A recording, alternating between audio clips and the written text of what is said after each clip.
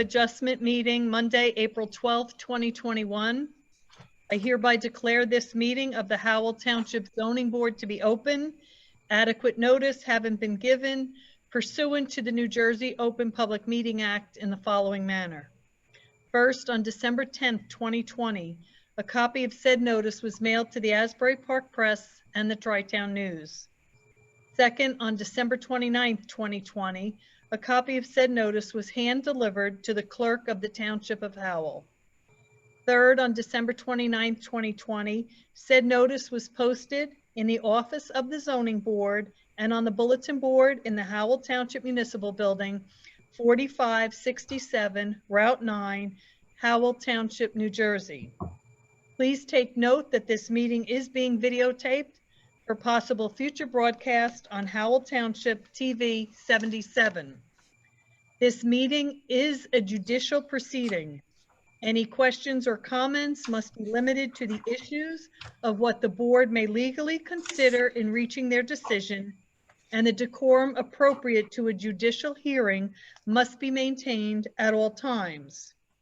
For any members of the public wishing to ask questions or comment on an application, you will need to use the raise your hand feature when the chairman opens the hearing up for members of the public. Once you're brought into the meeting, you will need to have both audio and video, and you will be sworn in and required to give your name and address. For anyone calling in on the telephone, you will press *9 to raise your hand and *9 again to lower your hand. Thank you, and we'll announce that when we get to that portion of the hearing. Thank you, Eileen. Can we have a roll call, please? Yes, you may. Mr. Cantor has been excused. Mr. Hughes? Here. Mr. Mertens? Here. Mr. Moretti? Here. Mr. Orozco has been excused. Mr. Saya? Here. Mr. Stanton is going to be late. Mr. Gonzalez has been excused. And Chairman Nansen. Here. You have a quorum. Thank you. Can we all stand for the Pledge of Allegiance, please? I pledge allegiance to the flag of the United States of America, to the republic which stands one nation, under God, indivisible, with liberty and justice for all. Thank you, Eileen. Mr. Tropoli, you mind swearing in the professionals, please? Professionals, please raise your right hand. You swear the testimony you'll give this evening be the truth, the whole truth, nothing but the truth, so help you God. I do. Right, so tonight we have Ms. Beam, Mr. Cunliffe, Ms. Spiro, I'm sorry, and Mr. Howard, all sworn. Thank you. Thank you. Okay, approval of minutes. I have no minutes this evening. Okay, no minutes. Vouchers? I have no vouchers. Wow. Correspondence? Correspondence, I have an email from Mr. Pape.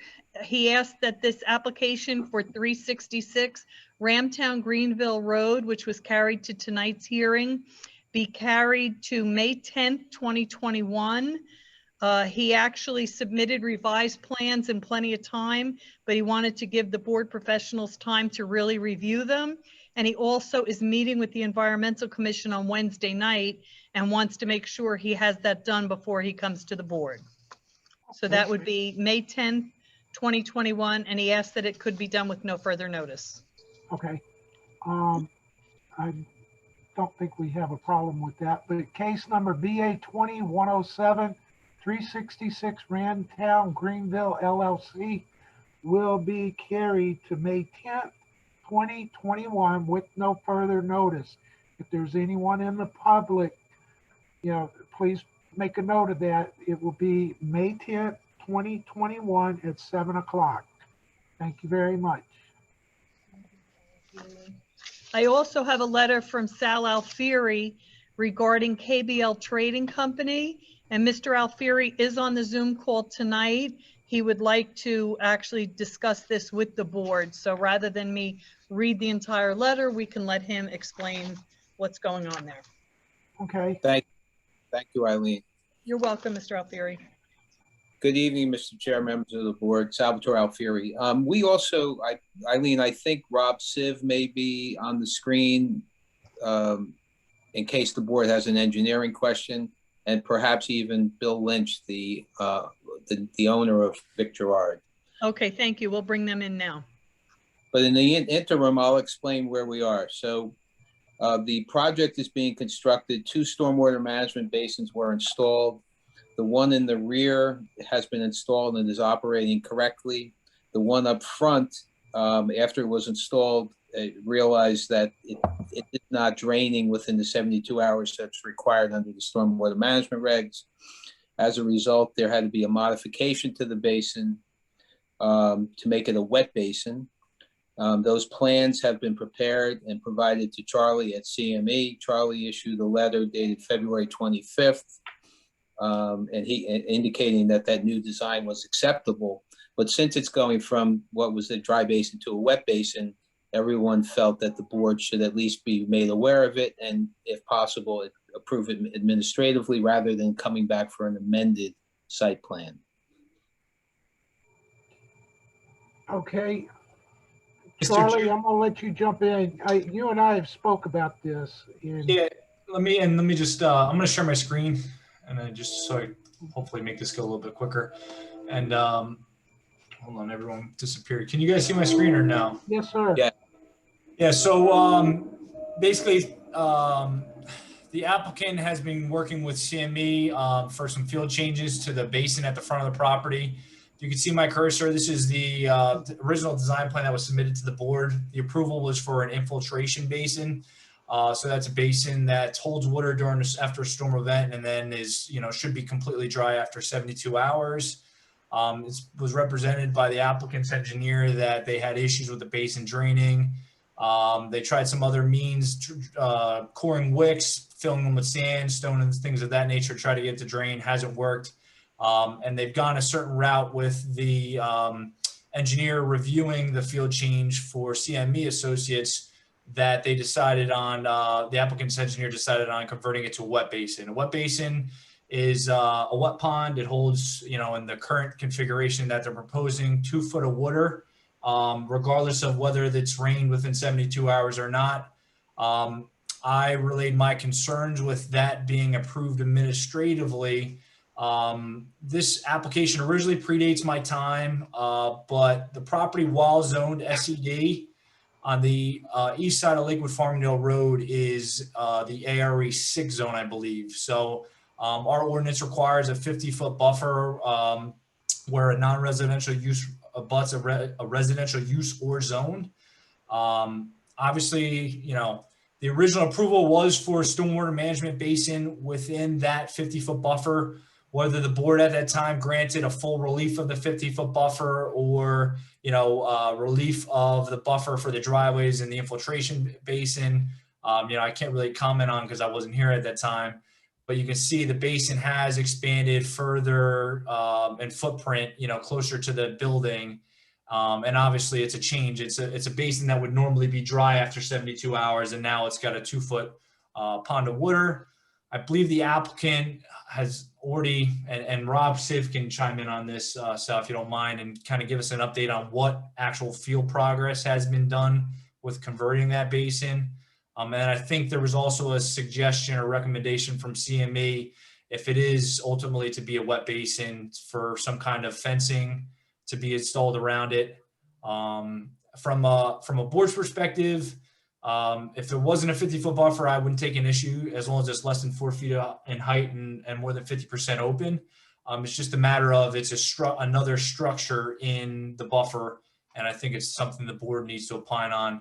Well, Charlie, I don't mean to interrupt, but technically we cannot administratively approve a variance. Yeah.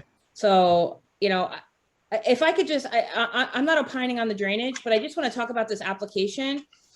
This is like the 5th or 6th administrative change they've asked for since they've gotten approval. So individually, all these things are little, but when you put them together, it's an entirely different plan than what you guys approved. This is a significant change. Now you're putting a fence in the front yard. That's in the buffer. That's a variance that's required. It's just a lot. I am not in favor of this being an administrative change. That's just my professional opinion. It's too much. The architecture's changed 3 times. This is the 3rd time they've been back with something else on the site. I get that things have changed, but at some point they have to come back and perfect it into an approval, because otherwise, how are we even going to know what you approved? Exactly. Well, Charlie, you know what my sentiments was on this, and the variance relief, the engineers you can't give a variance. It's going to require the full board to hear testimony on it.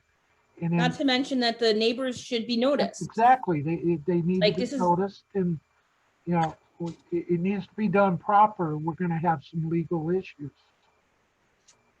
And that was my same opinion, Mr. Chair. I just wanted to give you a background of what the proposed changes were and my understanding of how we are at this point and why they're here tonight. Okay. And Sal, you can correct me if any of that is off base. No, everything is accurate. Yeah, Mr. Alfieri, some Wendell, you're frozen. the amount of variances that are going to be required, it's kind of an issue there. I feel that the public really ought to have a say-so on it. We really should open this up to public in a meeting to see what they say, because you've got an ice rink right next door to you, which I don't think they would have a problem with that, but you're also holding 2 foot of water. You got mosquito larvae, there's other types of stuff that could happen, and it's really close to your building. So, So in order for us to come back before the board, I have no issue doing public notice and it advertising for an amended use variance preliminary and final site plan and describing what the change is. What else would you need from us to process this? Again, because they're in the middle of construction, so we want to expedite as much as possible the final review of the plan. By the- me or I So mean, Char- from my perspective, I'm gonna need like an as-built or something on like, I don't even know if I have plans that depict what you guys are doing anymore. So you want to see a plan that shows as-built of what's constructed on the entire site, not just limited to this basin. Yeah, because Okay. there've been so many changes administratively, the site plan needs to be reflective of everything. Jen, when was this first approved? Oof. I don't even remember. It's gotta be, I don't know, 6 years ago, plus or minus, Sal? This was definitely before me. I know Yeah. that. Yeah, Going back to when Jack was still here. It was around 2017 because the application number is 1702, so. Yeah, I heard it and I agree. This has to be brought to the public, and because there's too many changes, and I concur with Jen on this. Yeah, I have the filed plans as signed in just early 18. I Okay. thought on previous applications that we've seen on Lakewood Farmingdale Road, from the firehouse to the skating rink and others, I thought all the drainage was going to the back of the property towards where the riparian is. there is a basin at the back as well. Right. So, So, Mr. Sayed, the plan that's approved as far as the drainage, the grading and drainage patterns are generally consistent with what the board approved. It's just a change in the type of basin and the footprint of the basin at the front of the site. So that's really what triggers a release. They were in the prior approval, the prior iteration of the plans. There was this basin at the front. It did discharge to a county system along Lakewood Farmingdale Road. This is the site plan. I don't know if I can pull the one. the grading plan quickly, but there's a pipe coming from their outlet control structure, and it always was proposed to connect to the county system at the front here. So really, it's just the size of the basin has changed in footprint, and then also it's a change in type of the basin, and then obviously they want to put a fence around it too. So we're not connecting to the county system, is that it? It is connecting to the county system. So And it's still not draining fully. yes. So with a stormwater management basin, you typically have to set your lowest orifice at the water quality storm. So you're not, it's not a detention basin where it's at the bottom and there's always water freely draining out of it. You typically have anywhere from, 3 to 6 inches to a foot of water permanently in the bottom of your basin that's supposed to infiltrate and dissipate in 72 hours after a rain event. However, the basin that's out there, it's not draining because it's got poor soils underneath it. So, it's the larger storm events are going into that county system, meeting all the rate reductions. It's just that, there's probably 6 inches, 8 inches of standing water in there right now because the underlying soils are poor. Well, that's the point I'm trying to make. They got to remediate that and fix it. So the proposed methods of alleviating that is converting it from an infiltration basin to a wet pond. No. Okay. Yeah. So, Charlie, there's no way to make this an infiltration basin, huh? I don't have the soil logs in front of me. Obviously, Sal, if you want to bring Rob on here and he can provide testimony to it, but I believe, to my understanding, the applicant has tried wicks and things of that nature. Have they done any soil replacement below the basin? If you get down to seasonal high water table and you've replaced all your soils to seasonal high water table and it still isn't draining, I don't know what more you can do from that point to get it to infiltrate. Yeah, and Rob, are you on? I just have to ask, is this even appropriate? Yeah, This is not a public hearing. if we're coming back anyway, I'm not sure, we may as well deal with it when we're testifying with the application. That'll work. Right, because, when I spoke to Sal, Sal was making the application tonight to see whether or not the board is or will not approve this administratively. And I talked to the chairman, and I also spoke with Charlie. And, look, while I have my concerns, I'll defer to both Jen and to Charlie. But I saw this as an amended site plan application from the time I spoke to Sal, and I mentioned that to him. My primary concern is the public. I am also concerned, as Jen is, with having testimony going forward. I think the board needs to just decide, and perhaps you already have, whether or not this can be done administratively, or whether or not Sal needs a direction from the board tonight to file an amended site plan application. I mean, that's really why he's here, and to my knowledge, the only reason why he's here tonight. Correct. Mr. Chairman? Yes, sir. Mr. Alfieri, you're gonna really need to come back with site plan. Understood. We'll hear all testimony at that time. And then also at that time, we can open it to public for public comments. That's fine.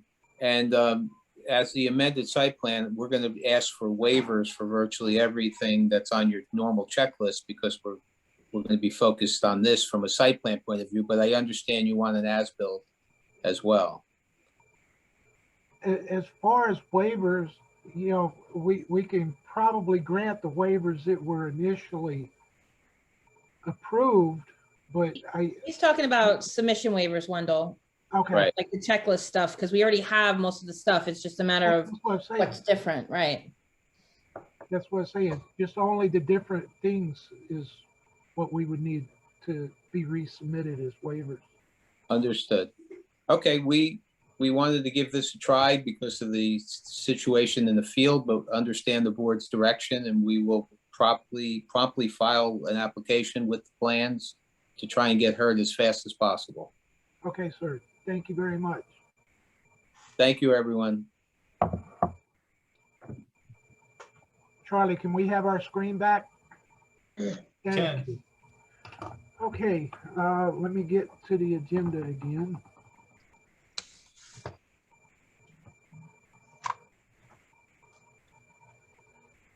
Okay, any further correspondence, Eileen? No further correspondence. Okay, resolutions, case number BA 2102. Push Cinder, Seeing, and Ladder Deep Core. Cower. Resolution granting bulk variance approval for a one-story addition to single-family dwelling paver patio on east side of yard. Eligible voters: Cantor, Hughes, Mertens, Orozco, Saya, Stanton, and Nansen. Do I have a motion? I'll make a motion to approve, Mr. Chair. Motion by Mr. Hughes, I'll second, Mr. Chairman. second by Mr. Mertens. Can we have a roll call, please? Yes, and before I do, I just want to make mention that Mr. Stanton is on the meeting now, so I've okay. included him in the roll. Thank you. Sorry, guys, I had a problem with the internet at my house. That's fine. Mr. Hughes, Yes. Mr. Mertens, Yes, Mr. Saya, Yes. Mr. Stanton, Yes, and Chairman Nansen. Yes. Motion carries, resolutions memorialized. Okay. Case number BA 2104, Ralph and Geraldine Martinez, resolution granting bulk variance for swimming pool, concrete walk within rear and side yard setbacks. Eligible voters: Cantor, Hughes, Mertens, Roscoe, Saya, Mr. Stanton, and Nansen. Do I have a motion? Chairman, Yes, sir. I make a motion to move it with Charlie Cunliffe's edits and so forth. Over. Yes, sir. Got a motion by Mr. Saya. Do I have a second? I'll second that, Mr. Chair. Seconded by Mr. Hughes. Can we have a roll call, please? Mr. Hughes, Yes. Mr. Mertens, yes, Mr. Saya, Yes. Mr. Stanton, yes, and Chairman Nansen. Yes. Motion carries, resolutions memorialized. Okey-doke. Eileen, before we go into the next case, I would like to take about a 5-minute break because I just come in and I logged in and I need to Take care of business. take care of something. That's fine. While you do that, we'll bring everybody else into the meeting to get started. Okay, thank you. Thank you. The zoning board will now take a 5-minute recess. The zoning board will now reconvene. Okay. Okay. Next case before the board, case number BA 2103, Diamond Communication LLC, New Singular Wireless PCS LLC, AT&T, and Cellco Partnership DBA Verizon Wireless. It's conditional use variance, bulk variance, preliminary and final major site plan. Application of Diamond Communications LLC, New Singular Wireless PCVS LLC, AT&T, and Cellco Partnership DBA Verizon Wireless is applicant, and Regent Equities LLC is owner seeking conditional use variance, bulk variance, preliminary and final major site plan approval to construct a new 150-foot high monopole telecommunications tower, new antennas and related accessory equipment for AT&T, Verizon, and 2 future carrier antennas with new gravel equipment compound to service the equipment, a 12-foot wide gravel driveway and to connect the proposed compound to the parking area to the existing bituminous parking lot behind the Athena's Diner. The proposed compound will be included a Verizon propane tank generator, 30 kW generator, utility cabinet equipment, AT&T walk-in cabinet, and 35 kW generator, which will be located within 50-foot by 50-foot gravel compound, and compound will be enclosed by a 6-foot high chain link fence from premises known as Block 14, Lot 3101, 6825, 6849, US Highway 9 North. Expiration date, May 31st, 2021. Welcome. Good evening. Thank you for your time tonight. I won't repeat everything you said, as you did an excellent job, Mr. Chair, but my name is Christopher Quinn, QUINN, partner with the firm Pinellas Halpern, here on behalf of the applicants, Diamond Communications LLC, New Singer Wireless PCS LLC, whoever knows as AT&T, and Cellco Partnership, whichever knows as Verizon Wireless. Thank you, Chris. Before we begin, a couple of announcements. The board accepts jurisdiction and your notice is in order. However, I wish to put you on notice that we only have 6 voting members tonight. Okay. And obviously, you're entitled to a full board. So, just wanted to let you know that. Other than that, if you wish to proceed, by all means, feel free to do so. But we Sure. only have 6 members. Okay, well, thank you for that information. We will opt to proceed right now with testimony. And as we go, if we feel like we may want to come back for a subsequent meeting, we'll ask to be carried at that point. Fair enough. Or there's no objections with that. Fair enough. Okay. So again, you mentioned the property. It's block 14, lot 31.01. It's in the HD-1 zone. It has the old Athena Diner on the property. On the southern side, a commercial buildings along the northern side of the property. We're here tonight seeking a new telecommunications monopole facility. It'll be in the southeast corner of the property within a fenced-in compound. Diamond is the entity that's proposing to build, own, and manage the tower. Verizon and AT&T are 2 carriers that will co-locate on this tower, put antennas on the pole and equipment at the base of the compound. The pole and the Verizon antennas will be a maximum height of 150 feet. AT&T will be below the Verizon antennas at the next slot on the pole. What we're doing is we're here proposing this facility tonight to improve service in the area.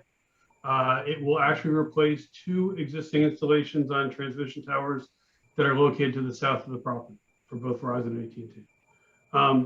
In terms of your ordinance conditionally permits this use here. However, we don't meet the setback requirements. AT&T also slightly exceeds the limitation for equipment height here as well. I think it's about a 1.2 foot deviation.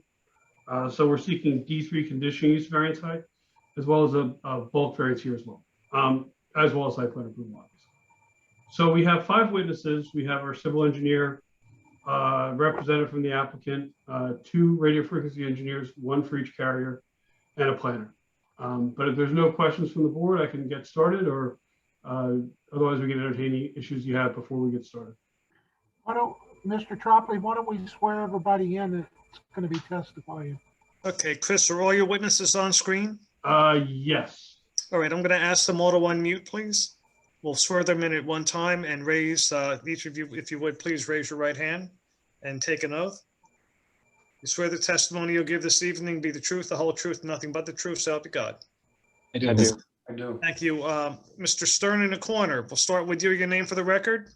David Stern, STERN. Thank you. And Ms. Cook? Melissa Cook, and that's COOKE. Thank you. Very well. Mr. Cottrell? Joshua Cottrell, COTTRELL. Thank you. Is that Mr. Seidel? Yes. Yes. Your name, please? Brian Seidel. First name is BRIAN, last name SEIDEL. Okay, thank you. And Scott, please. Yes, Scott Von Ryan. That's V as in Victor, O-N, capital R-E-I-N. Very well. All sworn, Mr. Chair. I think one more, Daniel Panesso. Where's David? Where's he hiding? Daniel Panesso. He's right in the middle square for me. I don't know about you. Dan, of course. How could we forget you? You've been here many times before. Thank you. Daniel Panesso, P-E-N-E-S-S-O. Now we have, thank you. Now we have all 5. Thank you, Chris. Okay, great. I think Mr. Von Ryan's also here just we have other questions. So, okay, so first we'll start with Mr. Cottrell, sorry. Josh, you've been sworn in. Can you give the board the benefit of your educational professional background, please? Sure. I have a bachelor's in science, Rutgers University in civil engineering. I have approximately 20 years experience with preparing site plans, the last 12 or 13 years, specifically for wireless telecommunications facilities such as this one. I've testified over 100 boards in New Jersey, including this one a few times. And I hold a valid professional engineering license in the state of New Jersey. We accept your credentials, sir. Great, thank you. By whom are you employed in what capacity? I'm sorry? By whom are you employed? Oh, in what capacity? French and Perello Associates. I'm a project manager there. And they prepared the plans that were submitted as part of this application? That's correct. Okay. If I can ask you to share your screen, this was previously marked as Exhibit A6, the site plans that were provided, revised through January 21st, 2021. Okay. Do you see the plans on there? Yes. Okay. So what I'm going to ask you to do is describe the characteristics of the existing property. I guess talk about what's there right now, the existing improvements, and then why don't you start out, just kind of build it up, and where we talk about what the applicant's proposing to install here. Sure. Actually just locked up, but hold on. I can see your cursor moving on mine. Yeah, I can't. Well, it's block 14, lot 31.01. Property is located on the northbound side of US Route 9, close to the Lakewood border. Currently on the site is a building to the north, which has 3 separate commercial stores in there, and then there's the Athena Diner that is currently abandoned. In the back of the northeast corner of the property, there's an existing storage yard that belongs to the fence company in one of those buildings. To the rear of the Athena Diner, there's a grass brush area.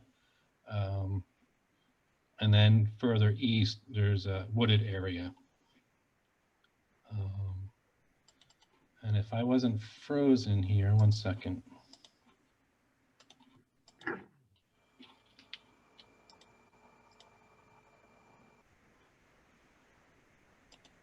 Not sure why it froze up here. Could I ask you, is there any way you can zoom that a little bit? I wish yeah, I'm trying. It's my, okay. my screen, actually. Matt, do you think you could pull those up? Give us 1 second. We're going to try to pull them up. Do you know what page you were on, Brian? I mean, Joshua? That was just the second page of the set. Okay.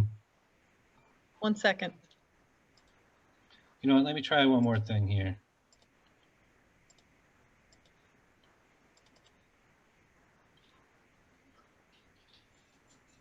We can share them. That's not a problem. No, I'll bring it up here. I'm having issues. I'm trying to log into my work computer, so I think it's causing issues. But I also have it on my home computer here, so I'll bring it up here. All right. So I'm just going to go to the third sheet in the set, which is SP2. I'll zoom in here. We're not seeing your screen. I think you have to share the screen as well. He's losing it. Eileen, Yes. does Matt have it? Yes, we're going to put it up. Oh, wait. All right, you got it. You got it. All right. There you go. So here's the Athena's Diner, paved parking lot. In between, there's this grass shrub area and then a wooded area. The proposed facility, we're proposing in the wooded area here with a new gravel access drive off of the existing parking area. It's a 50-50. Actually, I'll go to the next sheet. So the proposed facility is 50 foot by 50 foot. In the center of that 50 foot by 50 foot, we're proposing the 150 foot monopole. On top of the monopole at a centerline elevation of 146 are Verizon's proposed 6 antennas. Below that, at the centerline elevation of 136 feet, are AT&T's 16 antennas. At the base of the compound, Verizon is proposing to install 3 equipment slabs, one for a propane tank, one for a generator, and one for the equipment. And they're also proposing a utility rack for the proposed telephone electric utilities. On the other side of the compound, AT&T is proposing to install a what they call a walk-in cabinet, which is really a smaller equipment shelter. And then adjacent to that, a 35 kW natural gas generator. Can I ask you a question? Why is there a reason to put in a propane tank when you have natural gas? Verizon's preference is to have a propane generator. This way they're not dependent on the gas company to supply them the fuel. It's just their preference. So it's just an internal policy for Verizon? Correct. Would they have, wow, how many do you have in Howell with propane? I don't know the answer to that. I don't think any. Because I know I've been on the board a long time and we've never approved one with the propane. I don't think any either. So like I said, it's a preference. Would they have a problem converting that to natural gas? If the board made it a condition that they needed natural gas, I don't think they would have an issue with that. I mean, they need the site, so Well, they would agree. You're talking a 500-gallon tank, correct? Yes. Yeah, I would much rather see a natural gas. Okay.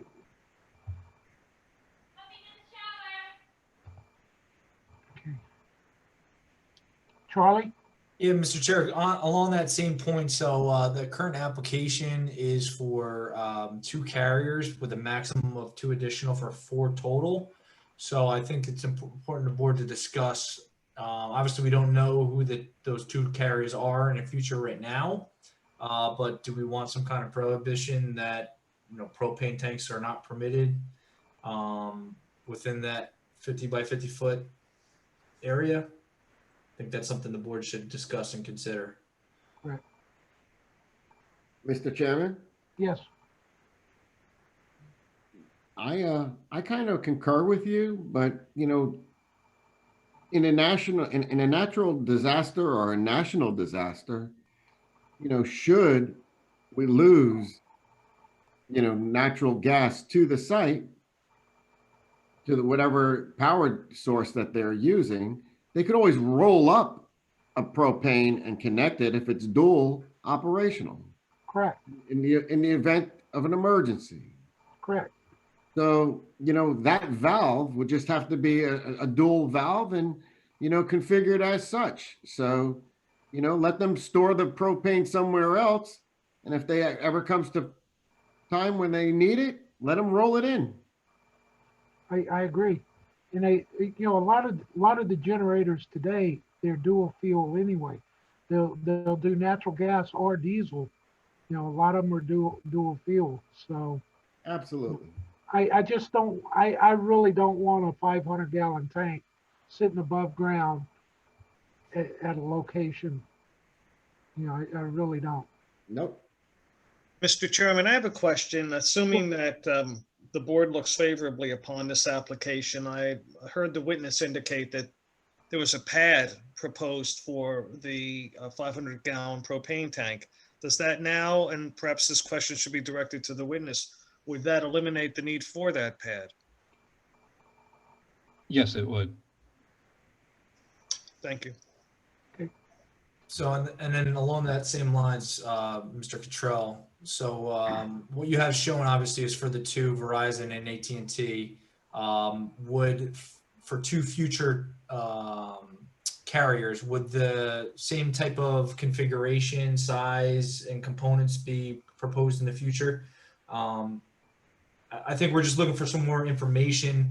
You know, I don't want to see the applicant, should the board rule favorably on this, have to come back for, you know, amended site plan for additional, you know, ground improvements in that 50 by 50 foot area. If we can put sufficient testimony as to like the size and makeup of what's proposed there, as long as it stays self-contained inside that, you know, compound. I mean, we're getting to that. Okay. So Yeah. I think let me just, I guess, ask that question. Each carrier's equipment is slightly different, correct? That's correct. Some, as you have, like Verizon is showing a cabinet, outdoor cabinet. AT&T is proposing its equipment inside what they call a walk-in cabinet, which is slightly larger. Correct? Yes. But each, I guess there's space reserved here, and we can't say what the future carrier is going to be proposing here because, quite frankly, it's just not at this point yet. It's not there in time yet. But would it be safe to say that any future carrier would have to be in compliance with the ordinance and there's sufficient space and we could delineate an area on the plans that would show potential locations for a footprint for a future carrier's project here? Yes. So effectively, we could show a box that might say future lease area of additional co-locator in two different spots within this compound? Yes, there's sufficient space for at least 2 additional carriers. Would that satisfy the board's concerns here, just to show kind of a plan for the future build out for this facility? Yeah, yes, but I still kind of have a reservation to that because number one, I don't want 4 generators in this compound. And if you got 2 other carriers coming in and they each one want their own generator, you know, I don't see that. I don't see that happening. So, Well, I mean, I guess my question is, each carrier typically uses their own generator here on site, right? I mean, typically each carrier, when they do install, Mr. Cottrell, can you just describe that? I mean, from your experience, from all the various carriers that you've seen, what the generator usage is for each one?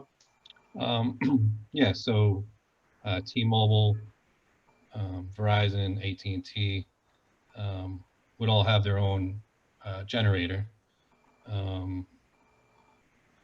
You know, we have co-location and we've approved co-location towers on this board, and never have we ever had more than 1 generator on the site. Never. That's in the affirmative, you know. And Mr. Chairman, if that was the case, then the firehouse on Route 9 there with its tower would have 7 or 8 generators. I know. That's what I'm saying. We've never approved more than 1 generator on a tower. And I mean, we've got a lot of towers, and there's been a lot of towers before this board, and never has one come in with multiple generators. You know, I don't know. I'm going to leave that up to Charlie with that. I mean, is it common to see multiple generators, 2 or 3 generators here within a facility like this? yes, I would say T-Mobile, you know, just in the last couple of years has started installing generators for their new sites. Verizon pretty much has always, AT&T as well, they didn't always install generators, but the carriers are starting, they're all starting to install generators. And in fact, they're going back to older sites and installing generators. We have a project with T-Mobile where they're going back to older sites and installing generators. So if you don't see them yet, you'll probably see them soon at the sites. Now, you know, Sprint merged with T-Mobile. The other only carrier out there right now is Dish, and I can tell you right now, they're not installing generators. Well, the thing about it is, here in Howell, most of the sites do have a generator, but it's only one generator.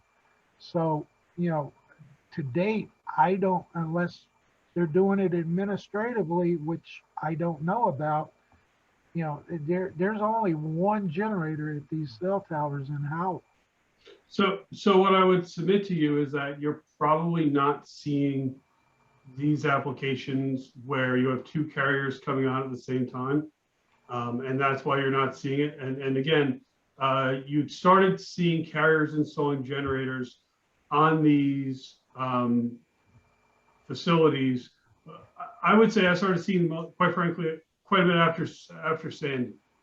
So after that point in time, when we had that large outage and the carriers started going in and installing pretty much standard on all of their facilities and going back and retrofitting their old sites. So I know a number of sites have been there since before 2010. And what I'd submit is that you know, it's very common to have more than one generator, one carrier, each carrier having its own generator. It's what they standardly do. Because again, as our engineer just stated, T-Mobile only started installing them recently in the past couple of years to be part of their installation. AT&T has been doing it for a number of years, and so has Verizon. But again, you don't typically see them come in at the same time. They haven't been doing it here in Howell. I'm sorry to argue with you. If they have, we don't know about it at the zoning board, which that would be expanded use. So. And expanded use, correct. And that means you're expanding the use on all the firehouses within the township. And in addition to the other ones we've approved on other properties in the town. We've put up a dozen or more of these over the years. And they have multiple carriers. Yes. If the concern is noise, I can discuss the noise. That's a lot of it, and I'm not saying as much this location because it's in a highway development zone, and you know it's in a commercial type zone. But you know I just don't see it happening throughout Howell, having multiple generators on a site. I haven't been to a Howell site in a long time, but my bet is if you look at it, I think you'll see more than one generator if all the carriers on there. Well, if so, then they've kind of violated our ordinances. Well, it could have just been through a building permit and not require, you know, board yeah, approval. it definitely would require review coming back to this board because every one of them were approved through this board, you know, except ones that are on municipal properties. You know, those go through a different channel than this board. But I'm telling you, everyone that's come to Howell has come through this zoning board, and I've been on here 20 years, and I'm telling you, there's one generator if there are on the cell locations. Most of them have battery backups. No, each site does have battery backup as well, correct? Correct, yes. They still have the And again, battery cabinets. We can't talk, you know, with absolute fact as to what every other site in Howell has happened or what's done. Quite frankly, on a lot of these sites, you may have, again, they could be historic sites. They could be ones where there's only one generator from one of the carriers. I'm telling what he's testifying to right now is it is common to state that each carrier has its own generator at these sites. You often do see 2 or 3 at a site. Well, and I don't know if there's any prohibition in your ordinance that states that they can't do that to have their own generators or require a single yeah, but generator. let me just cut to the chase. Okay, I hear you. You're setting this for 2 additional carriers, but I'm going to state right now that each carrier, as it expands, is going to have to come back to this board at that point in time.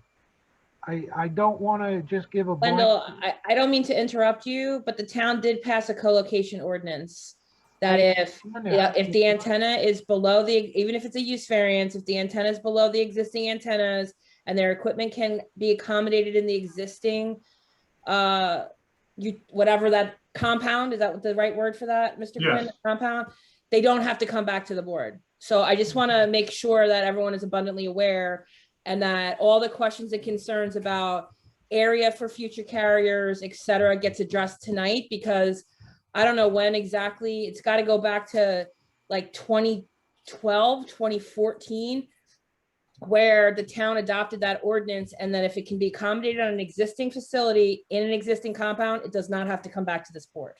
So then, Jen, my question. What about the generators? The generator, if it fits in the compound, doesn't have to come back to you. Okay. So then, Jen, my question going forward is going to be, how does this footprint compare to the footprint of the dozen or so that we Agreed. have? And that's why I wanted to bring it up, so that you guys make sure that those kinds of questions get addressed through this application, because if the board acts affirmatively on the application and it gets constructed, it may not come back before you for these kinds of questions. Right. Not only that, we're going to set a precedent here.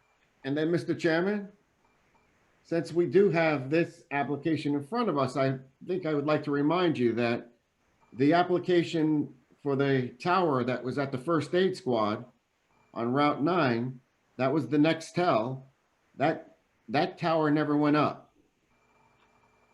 At the first aid station? Yes, sir. Yeah, I thought it did in the back. Did they finally put it up? Yeah, that one did. The one that was at the church over off of Oakland Road, behind the church, right before the overpass over That the one was not- 195. That one never went up. Got it. All right, thanks. But okay. Okay, let's just move forward. But you're stating that you do have ample space for 2 additional. Sure.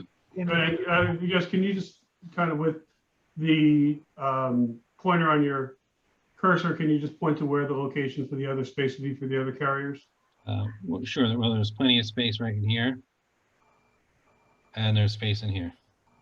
And then you're gonna, by not having a propane tank, you're gonna have additional space over there too. Correct. If we're eliminating the propane tank, we would shift Verizon over to one of the sides of the fence. Okay. Okay, can you describe the proposed access driveway? Sure. So like I said, we're proposing a 12-foot wide gravel drive extending from the existing parking. Real quick, before we go off of this real quick, I'm looking at that. How far from the property line is that center line of the cell tower? From the side property line? Yes. From this property line here is 50 feet to the center line of the tower. And your tower's 100, you'll need a variance for the fall zone, correct? Correct. That's what we're seeking for this application. We need variances for the setback of the tower, as well as a variance for the height of the AT&T equipment. What is the reason for that? Why can't you make it compliant? Well, let me go to the site plan. We're getting to that, believe me. So technically, there's not a spot on the property that would comply with the 150-foot setback. If we were in the center around here, it would come very close. It might be 148 feet or something like that. But the location of this compound is dictated by the property owner. This is where he would allow us, Diamond Communications, to place it. So one thing I just want to flag as well and talk about that and ask you about this. On your plan, can you show some of the buffer areas that limit us in terms of environmentally? Sure. Environmentally, we have a wetlands line. That's this line here. And it actually goes into the adjacent property. The delineation stops here, but the wetlands line actually wraps around here. So on that wetlands line, there's a 50-foot buffer, which is here. There's a nearby stream, a C1 stream, which has a 300-foot buffer. That's this line here. The stream isn't actually shown on this plan, but the 300 buffer is. And then in the middle here is the septic field for the diner in the grass brush area that I mentioned earlier. So it was designed to not only to avoid the buffer areas, avoid the septic field. Also, there's some monitoring wells and drain pipes here, which this avoids as well. Correct, yes. And I would also say that, you know, we could argue this is actually the safest place on the property because we're 153 feet away from this working storage yard. We're 245 feet from the adjacent building. And then this area here on the adjacent lot where we don't meet that 150-foot fall zone, it's actually all wetlands and undevelopable. So, you know, just because we're 150 feet from this storage yard, I would say this might be the, you know, the most safest location on the property. And we've also to provide a letter from the adjacent property owner where they don't object to it either, correct? Correct. So I think there's some common ownership involved in both properties, and there's no objection to location from that adjacent property. You're saying the adjacent property owner is giving you a letter if they have no objection? They said they would. They said they had no objection to this. Okay. And on top of that, we provided a structural letter as part of this application that demonstrates that there should be no concerns in terms of fall zone for this particular tower because of the design of the tower. Is that correct? Correct. Yeah, I understand that, but I work out of a yard that has a cell tower on it. And this year we had over $5,000 worth of vehicle damage from ice falling off of the cell tower. You know, so you know that's a lot of my concern is not necessarily the fall zone, but if you got wind and you're 150 foot in the air and a big chunk of ice falls out and drops, you know, it's pelting below pretty good. And I mean, you know, we just went through all of that. So, you know, that's my concern.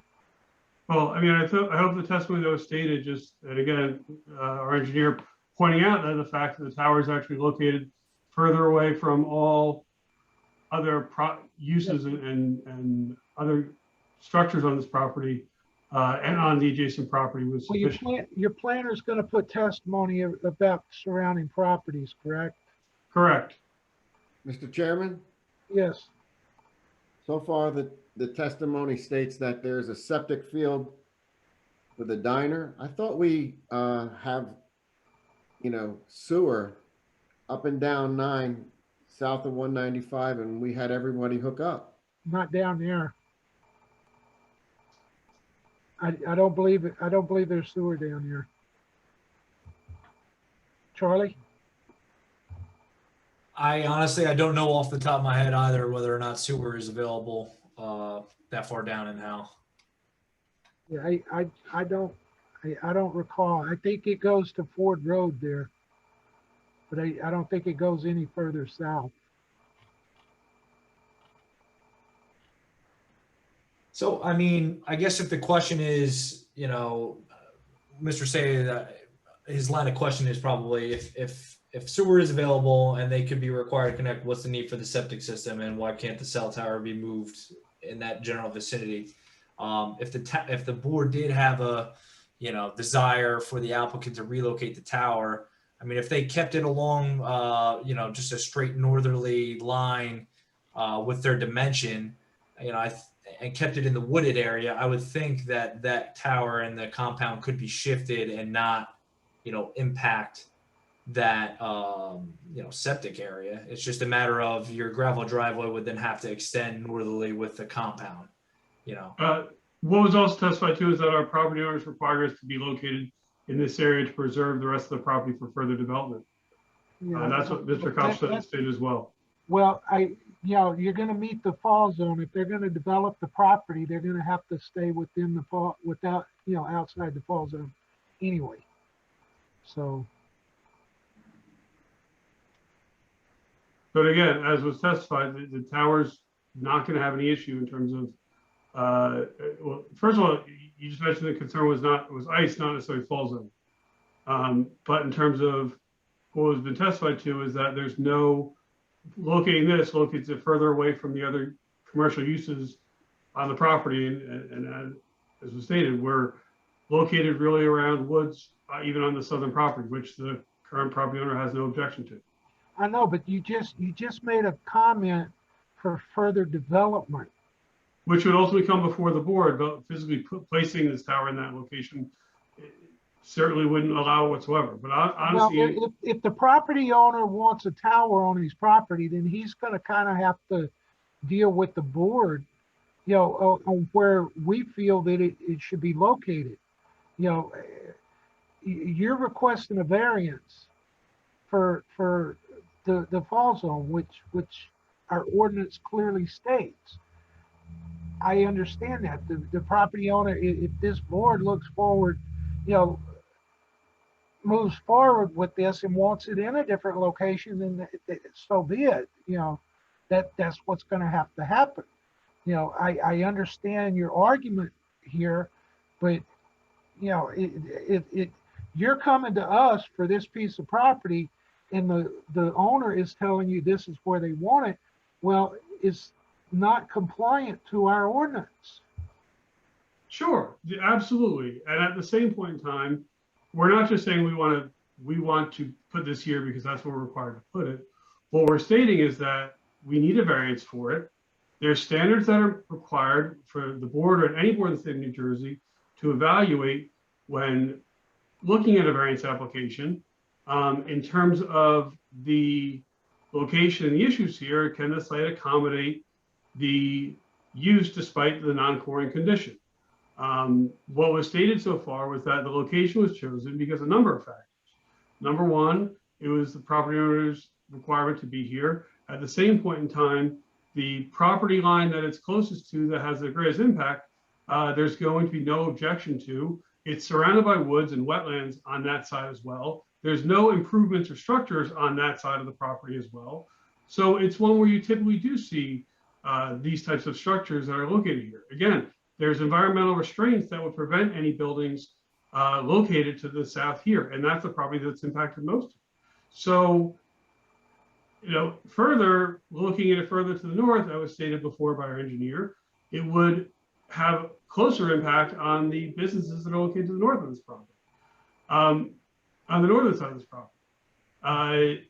Again, I mean, that's parts of the testimony that was given in terms of justifying why this location was chosen. So it is definitely a variance relief that we're requesting, but that is the reasons why you asked why the suggestions were that we gave this proposed this location, and that's really the reason. The benefits of it are that it does avoid all the other structures and improvements on the site.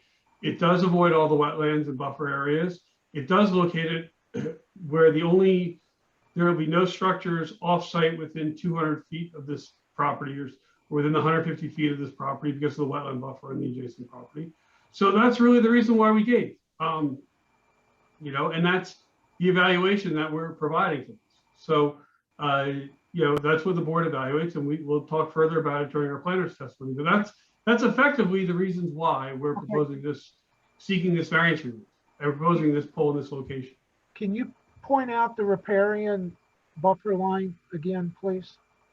The C1, from the C1 the stream C1. is this dashed line here. Oh, okay, that runs there. Okay. All right. Okay. Okay, got it. So we discussed the driveway, utilities. I have a question about the driveway. If we could just go back there for 1 second. Sure. So are you eliminating those 2 parking spaces? Well, I mean, they're not in use right now because there's no. Well, I use know on they're it. not in use right now, but the town hopes that the site will come back into utility at some point. And if there's cars parked in those spaces at the time that whoever wants to get back to do the maintenance, it's going to be problematic. My recommendation is to eliminate those spaces. Right. And They then could be, also, I mean, I don't know what the future use will be. Well, I So, mean, yeah, and you can't have the argument both ways, right? So like, on one hand, you're telling us that you're here for this relief, for this application, and you're gonna justify it with your testimony, which is totally fine. At the other hand, you can't go back and say, well, we don't know what that's gonna be. Like, you're showing a driveway that is at the end of 2 parking spaces, that if there's cars in those parking spaces, that driveway is not utilized. So, so when, you know, when any they, future use, as you guys have indicated, will have to come back to the board and justify whatever it is that they have to justify. But right now, that does not work. and then also along those lines, you know, if this cell tower is ultimately to be a leased area, I think we want to seek some kind of access easement or cross access easement for the cell tower, just to protect it from any future redevelopment of the site, you know, so it's, you know, we're not prohibiting access and, you know, in need of emergency or something to that effect. Sure. And then Sure. just generally speaking, so Diamond is the applicant, but they're not the property owner? correct. No, they have a lease with the property owner. They Okay. have a lease interest. So, as part of that, would you be able to provide with the access easement, like a meets and bound description for like the compound? We have one already created, we can provide you. All right, yeah, that'll be required as a condition of any board approval. Sure. And with I mean, we're eliminating 2 parking spaces that aren't being used, so, I mean, we can do that. So in the current plan, we're proposing to eliminate the parking spaces. Sure. And obviously, anything future use of the property and future development has to come before the board. Correct. Okay. Okay, moving on. So utilities, we're proposing, they'll propose electric, come from the street, and then to a utility pole, existing utility pole on site, and then underground back to the facility. The proposed gas line for the AT&T generator, we're proposing to tap the existing gas line in Route 9. That will require DOT permits. And then telco or fiber will also come underground from the existing utility poles. Site visitation, it's an unmanned facility. So the cell technician, it's monitored remotely. Cell technician visits the site once every 4 to 6 weeks. For each carrier. For each carrier. So there'll be one cell technician for Verizon, one for AT&T. Each would visit once every 4 to 6 weeks. They just come up in a typical SUV type vehicle. Anything else I missed? What about the tree removal required for this installation? We're proposing a contribution. We are removing trees. I'll just move to the tree removal plan.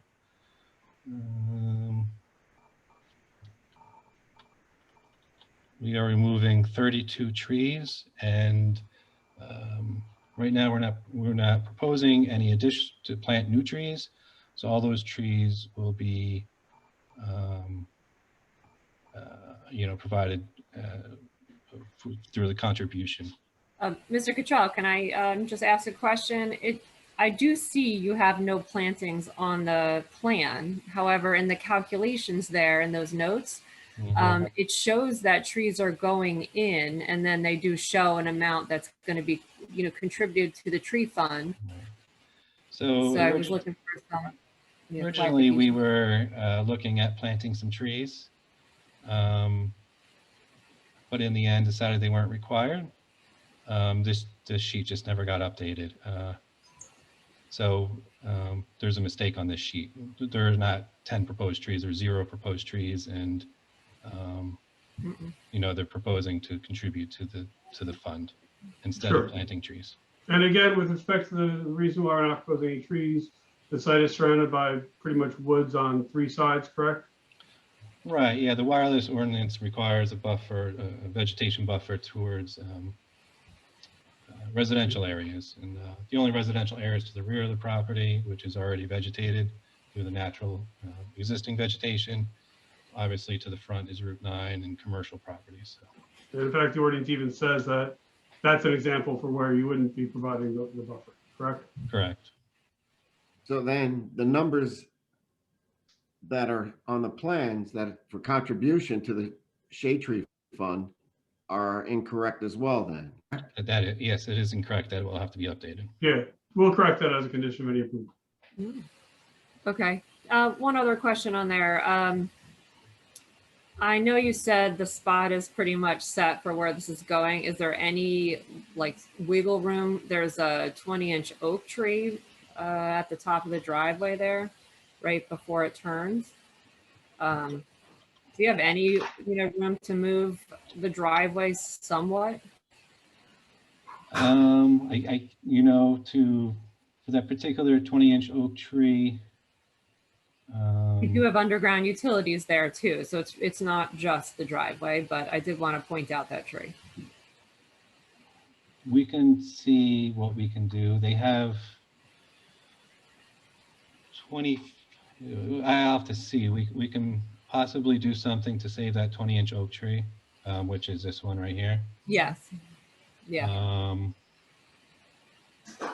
We can see if we can turn the driveway before that, so we can sweep in this way. I just have to look at what easements they have the rights to, and I would have to stay inside that easement, so I have to look at that. Okay. The only other thing you're missing on that plan is you would be required to put in tree protection fence for the construction of the facility. Sure. Do you anticipate having, once the tower's done, ever having a crane come in for future, do you have enough room for the crane to come in? I believe so, yeah. The crane can use that 12-foot wide driveway and pull in and pull straight back out. Okay. What about lighting and signage? Yeah, well, the signage, the only signage will be, the typical carrier identification signs, any FCC required signs. Lighting, each carrier will have work lights at their stations, which will only be used, if they have to come out and do emergency maintenance at nighttime. No other lights. The tower won't be lit. No signs on the tower, except maybe at the base, FCC warning signs again, FAA sign. That's it. So no aircraft warning? No. No, not on this tower. No. No FAA lighting.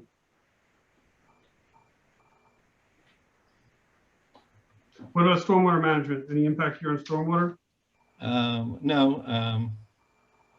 Since this is, minimal disturbance, we don't meet the requirements of a major project.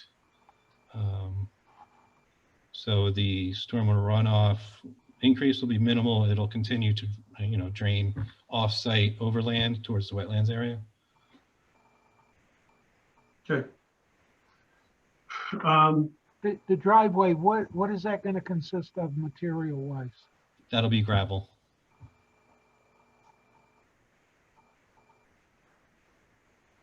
Y'all are going to be in charge of maintaining? Diamond will be in charge of the maintenance of the driveway? That's my understanding, yes.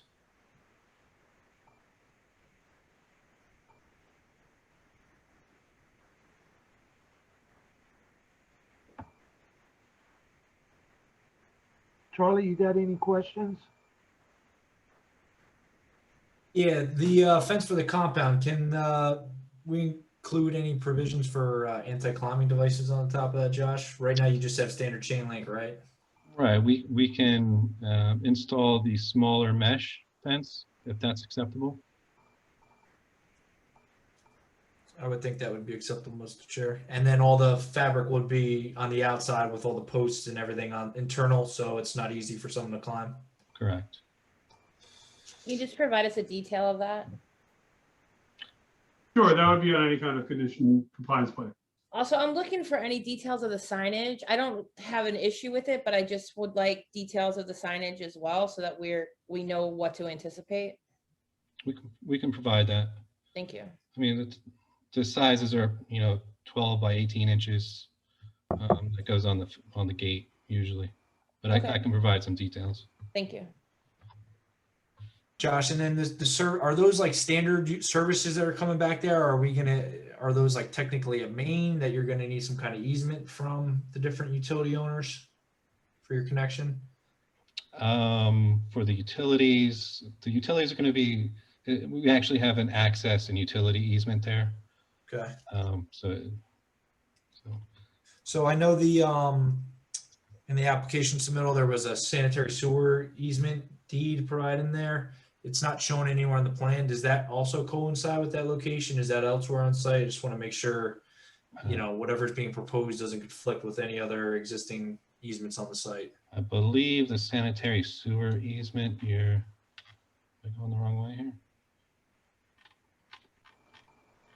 Let me just get to the site plan. I believe that's associated with a new underground pipe in Route 9. Do you remember where you saw that reference to the? Yeah, it was in one of the application submittals I can't remember exactly where it was. It might have been one of the notes on the existing conditions. It might have been a deed provided in one of the application submittals. It was probably on the survey, maybe. There was deed and easements, I thought, provided. It's exhibit number 3 or maybe 11. I think that's referring to a recent sewer main installed in Route 9, maybe. Then there's access to sewer. Yeah, right here. Do we have it labeled? This is the easement line here. I think you're referring to this dashed line, or maybe that's a water easement. But we're not proposing any kind of sewer easement. Well, I guess what I'm getting at is I just want to make sure your improvements aren't coinciding with any other easements and causing issues. No permanent structures are going on top of where a planned sewer main or something is proposed. No, and the survey we have actually states that there's no impact to existing easements or stuff like that. So if you don't have a copy of that survey, I'll give it to you. I'll make sure you get it. Okay. And then the applicant I guess this is kind of for Mr. Quinn, but our ordinance requires that removal bond be posted. The applicant has no issue with that, Mr. Quinn? Yes, correct. All right. And then as far as the makeup of the tower, is it just straight galvanized finished? Is it going to have any kind of color coding to it? It'll just be a galvanized steel finish. Galvanized steel finished. I agree. No, fancy make it look like a tree kind of provisions, right? No. Okay.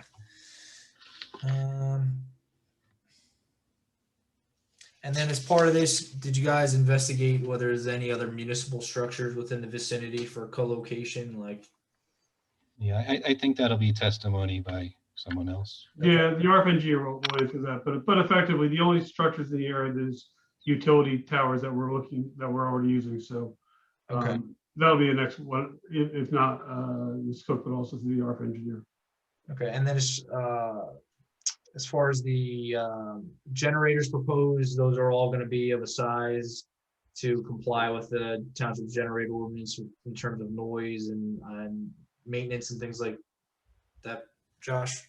Yeah, still meet all the requirements. Okay. And then just with on-site, if you can so there's a septic system in that grassed area. What's the cap PVC pipes protruding from the ground? There's like 3 notes on your plan there.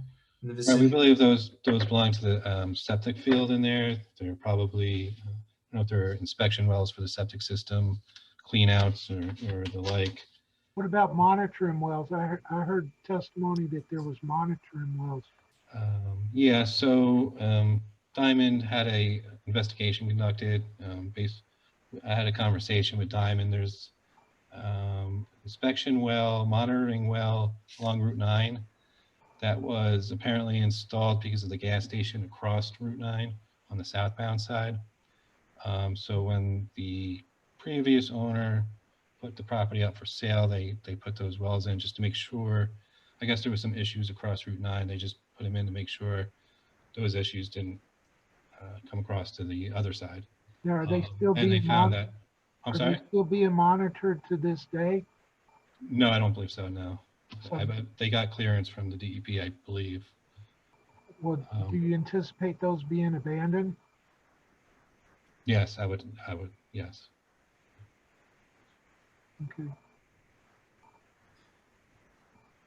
Josh, I would just ask for the septic that you guys do an open request with Montgomery County Board of Health, see if they have anything on file and just show the approximate footprint on the plan. Sure. The board ruled favorably on the application, just for reference. And then as far as the wetlands shown on the site, it's your representation that that's all in accordance with the LOI that was approved, and you guys prepared a separate wetlands delineation plan that was approved with the LOI. It was actually prepared by someone else. Okay. We do have a copy of the approved plan. Yeah. It's actually the same firm we had do the survey, so. Okay, yeah, I just asked that that be provided, for the board's record as a condition of any approval. Sure. Is it current? It's current, yes. The LOI The current? LOI is 2018, so it's good to 2023, Mr. Chair. So we just need a copy of the plan associated with the LOI that's referenced in it. Sure. I had some questions on like NFPA, requirements and things like that, but it looks like if the propane tanks are going to be removed, is there anything else in the compound that is subject to any like fire protection requirements and separation distances or anything like that, Josh? No, I mean, the generators, will have to follow all their requirements. We can certainly provide that, I don't know what the documentation on that they will meet all the requirements if you want that. But other than that, there's really no other storage containers or anything like that.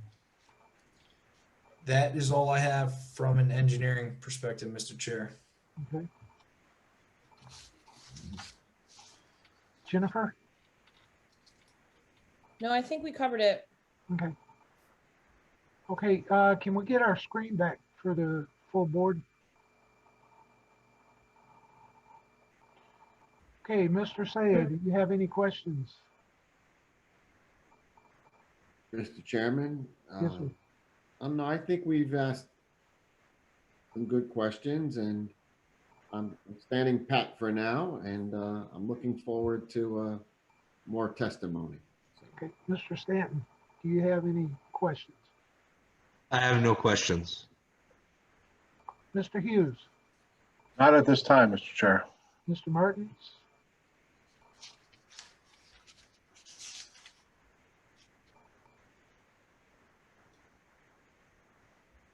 I'm sorry, Mr. Chairman, I was muted. No, I don't have any questions at this time. Mr. Moretti? Not at this time. Did I miss anybody? Okay. Mr. Quinn, you may. Okay. Great, thank you. Next I'll call Ms. Cook, who's representative of the applicant. Okay. Ms. Cook, can you describe your position with Diamond Communications LLC? I am the Vice President of Business Development in the Northeast. I have been with Diamond since 2009. And Diamond here is, again, proposing to construct the tower as part of this application. Yes. And Diamond also serves as a manager over telecommunications installations for First Energy. Correct. So those transmission towers that are to the south, those are all First Energy towers, and they're managed by Diamond. Correct. So as part of this application, AT&T and Verizon will remove those facilities. This proposed installation will replace those two facilities, correct? Correct. Can you just give some background, I guess, for the project? That's what I was hoping you would do, as to why the carriers are proposing this pole to replace their installations on those towers. Of course. So as you mentioned, Verizon and AT&T are located on two separate JCP&L transmission towers just south of this proposed monopole location. And they both installed about 2003, 2004, so almost 20 years ago. The National Electrical Safety Code governs electrical transmission structures. And over the years, same with building codes, those codes have changed and upgraded. So under the new codes, these two transmission structures are not able to support any new or additional wireless loading. So while both Verizon and AT&T are approved to keep their existing equipment on the transmission structures, they're limited in any upgrades or new equipment that may be placed on these structures.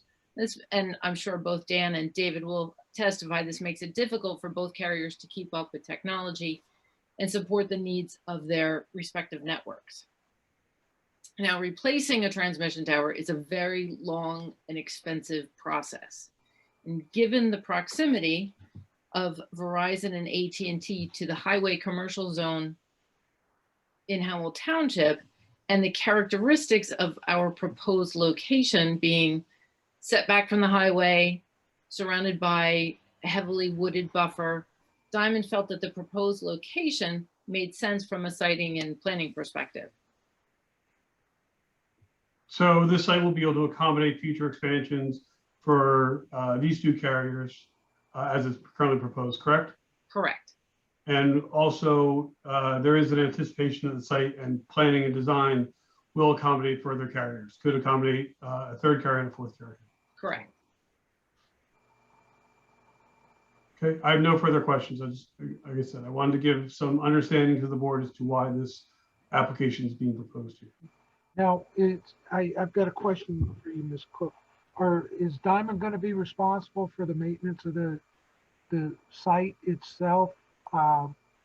Say the road gets in a disarray, is Diamond going to come in and regrade it or take care of the maintenance of the facility?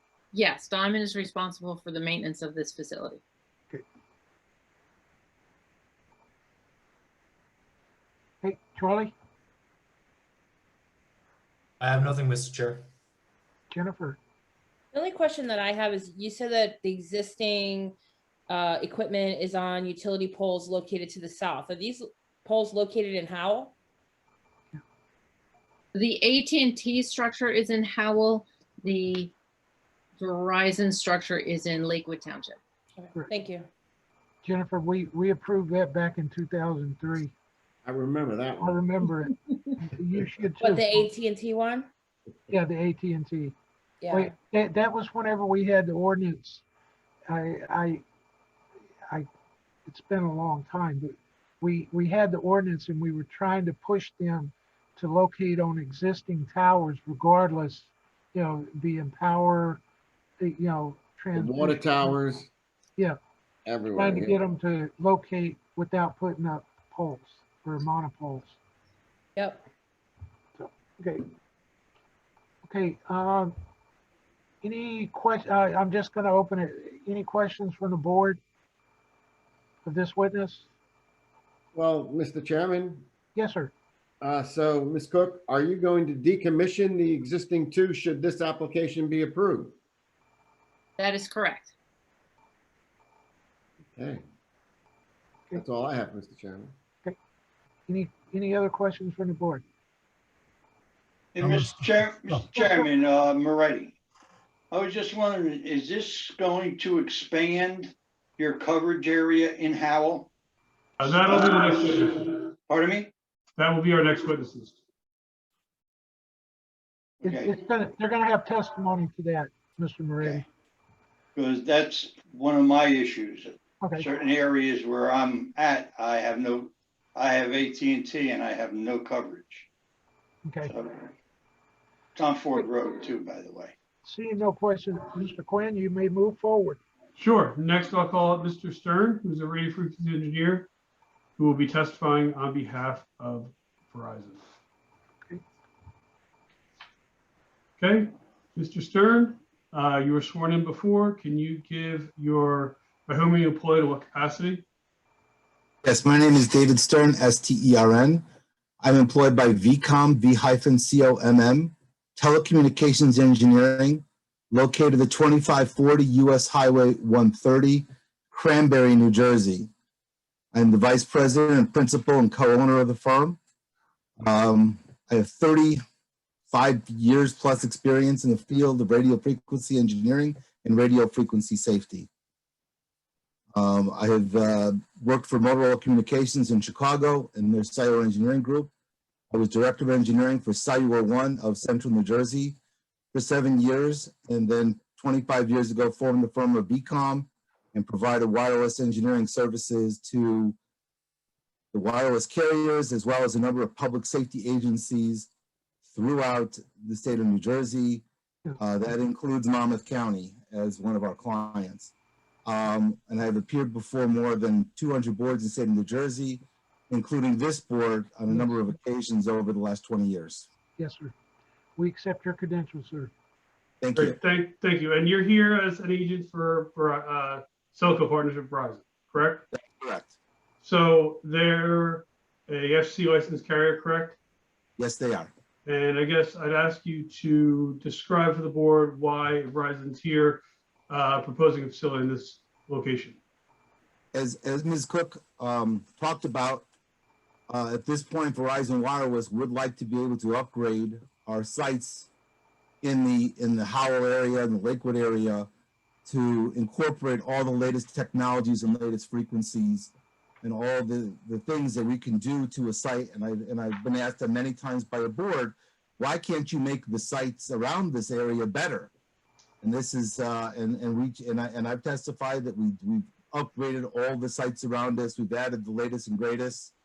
Unfortunately, at this particular tower, our North Lakewood site, which is located about 1,000 feet to the southwest of here, we cannot do that, as Ms. Cook expressed. We just the tower cannot be changed. We cannot add anything to that site, and we can't add the latest hardware.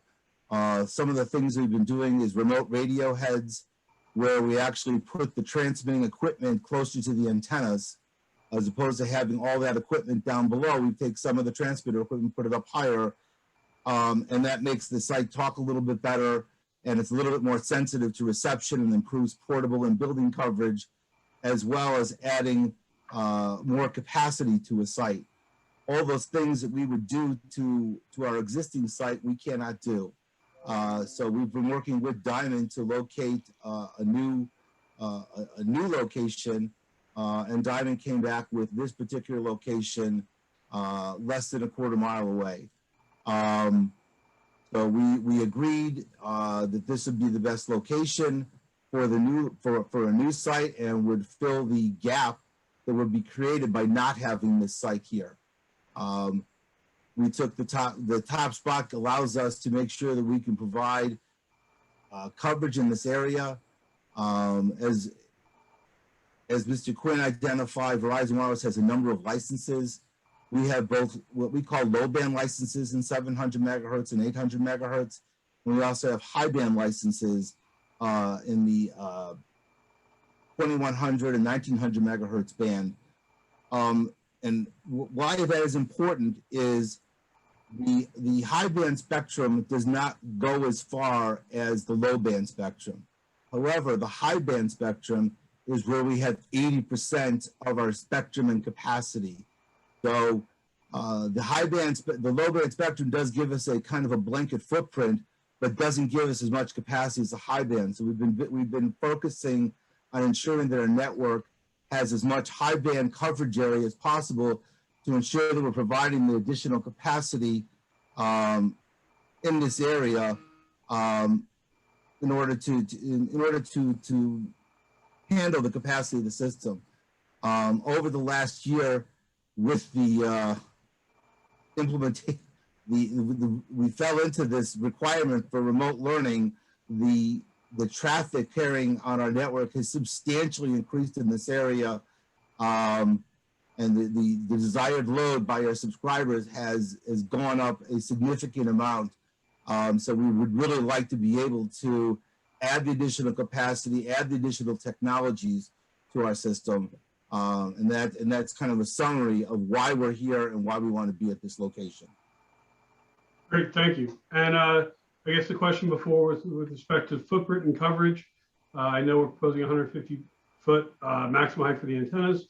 Can you provided a report that was preliminarily marked as Exhibit A21? Yes. An analysis of the report. Can you just describe what level of service and what footprint of service the site would provide for you? Sure. Would you mind if I shared my screen? Yes. Go to the PDF. Share. All right. Can you see what's on the screen right now? No. There's a little bit delay.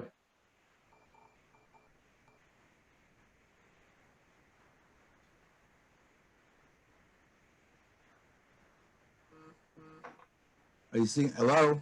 Yeah. It says you start sharing, but that's all it says. We don't actually see your screen though. Okay. Oh, there you go. You seeing it now? All right. Yes. All right. So this is from the radio frequency report prepared by VCOM. It was prepared under my direction. It's the RF analysis report dated March 15th of 2021. I am actually on page 8 of 21 of this report. This represents, this is a Google Earth map underlay. And then on top of it, I've overlaid the reliable service for our high band coverage in the south end of Howell and the north end of Lakewood. The red dots are either approved or new sites that we have. The yellow site is our current Lakewood site, and the blue pin is that our proposed our North Lakewood reload site behind the Athena's Diner. What I'm showing here is the current coverage that we have in our high band coverage. The green shading is our high band coverage at minus 95 dBm RSRP. That is the term we use for 4G coverage. And that gives us a buffer of about 10 to 15 dB over where we actually see the calls deteriorate at about minus 110 dBm RSRP. We actually start deteriorating the calls. So this gives us enough of a buffer that we can handle it. And the reason we have this buffer is because of in-building coverage, as well as the current use of in-vehicle coverage and how it works. But it's predominantly to focus in on the in-building coverage in this area. So this is the current coverage of our high band. We do have coverage up along Route 9 into Howell Township. I'm going to go to the next page. If we take this site out, we create a significant gap, especially in Howell and northern Lakewood. As was described, I think, by board members, these sites have been here now for over 18 years providing service. This is one of our key locations in this part of Howell and Lakewood, covering south. The next site north of us in Howell is the Southern Volunteer Fire Company.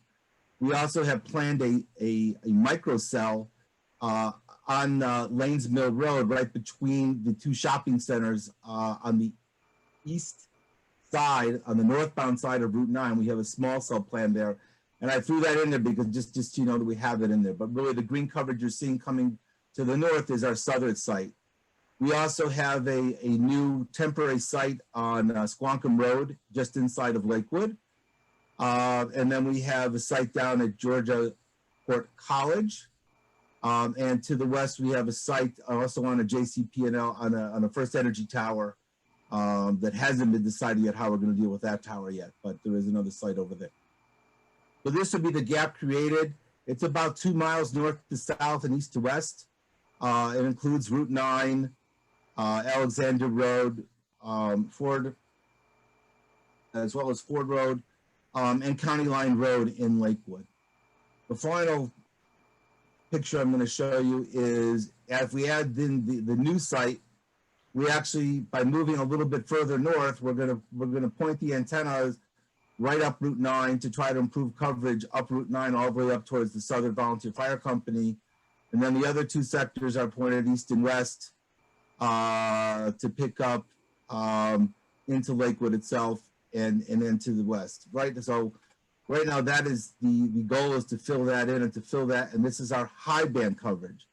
We still have low band coverage that's more than this, but as I said, our focus is to have the high band coverage in here because it does represent 80% of our capacity in the system. So we want to make sure we've got that into the populated areas of Howell and Lakewood Township.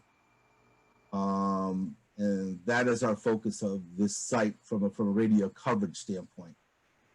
And I would concur with the other comments by Mr. Quinn and Ms. Cook regarding the alternate structures. The alternate structures and the alternate sites in this area, all the existing towers in this area, Verizon is already on and typically co-locates on all those. The only other structures are the electric transmission towers, and as Ms. Cook has described, they're just not they're not suitable for us to be able to expand, thus the need for this tower. And as Ms. Cook talked about, we focused on the HD1 zone where this is a conditionally permitted use to cover this area. We also provided the requisite inventory of all the existing sites in Howell Township. Let's see what else I can talk to you about. That's within your Port A21. Also, yes. site will comply with all emission standards. Yes, FCC state. correct. And we did provide an RF emissions report. That report. That's marked as A20. That report is also, it's our emission study. It's dated March 15th, 2021. And in that report, let me see if I can switch over to it, if it still be there. So I switched over to that report, just to the summary section.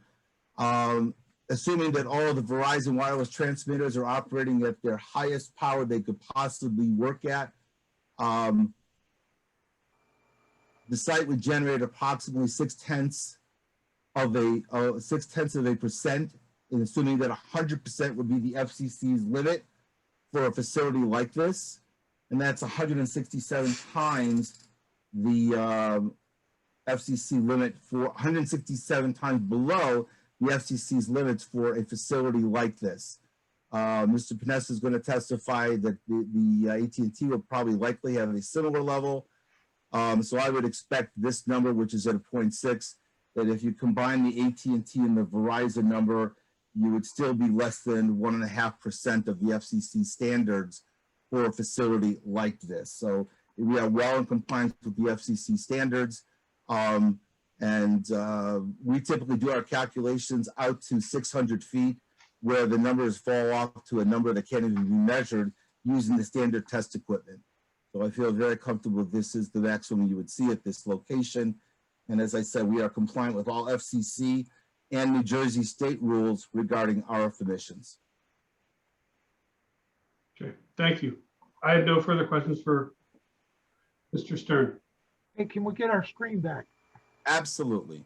Mr. Chair, real quick, could I just, before they stop sharing this, ask a quick clarifying question? So the tower that's located to the southwest in Lakewood, does that have any generators or backup power if that loses power or gas or anything? Great question. It happens to be that the two towers closest to in Lakewood are two temporary sites. I believe that they might have generators, small generators on them right now for backup power, but we are working now with Verizon Wireless to turn these into permanent sites. Both of the permanent sites will have generators at them, but as of right now, they're both temporary sites. The Lakewood Central site does have a generator, and I believe that almost every site that I've worked on in Verizon Wireless, well over 300. They've all had generators unless there was a specific reason that they could not have a generator, but they all have generators. Okay, so the map you have up there on page 8 and 10, right? So 8 is the coverage with the yellow pin, and yes. Page 10 is the proposed coverage with the blue pin, which is the new site location. And correct. While there is a little bit of an expansion along the Route 9 corridor, it's relatively the same, but 9 is the one in between. So that's if you lost the tower to the south, and that's there's a stream there, there's flood hazard area and other things, environmental considerations. So would you say by this proposed alternate location, higher above grade outside of environmental constraints, it's more resilient for providing coverage during like emergency events and things like that? I would agree with that statement. All right, that's all I have, Mr. Chair.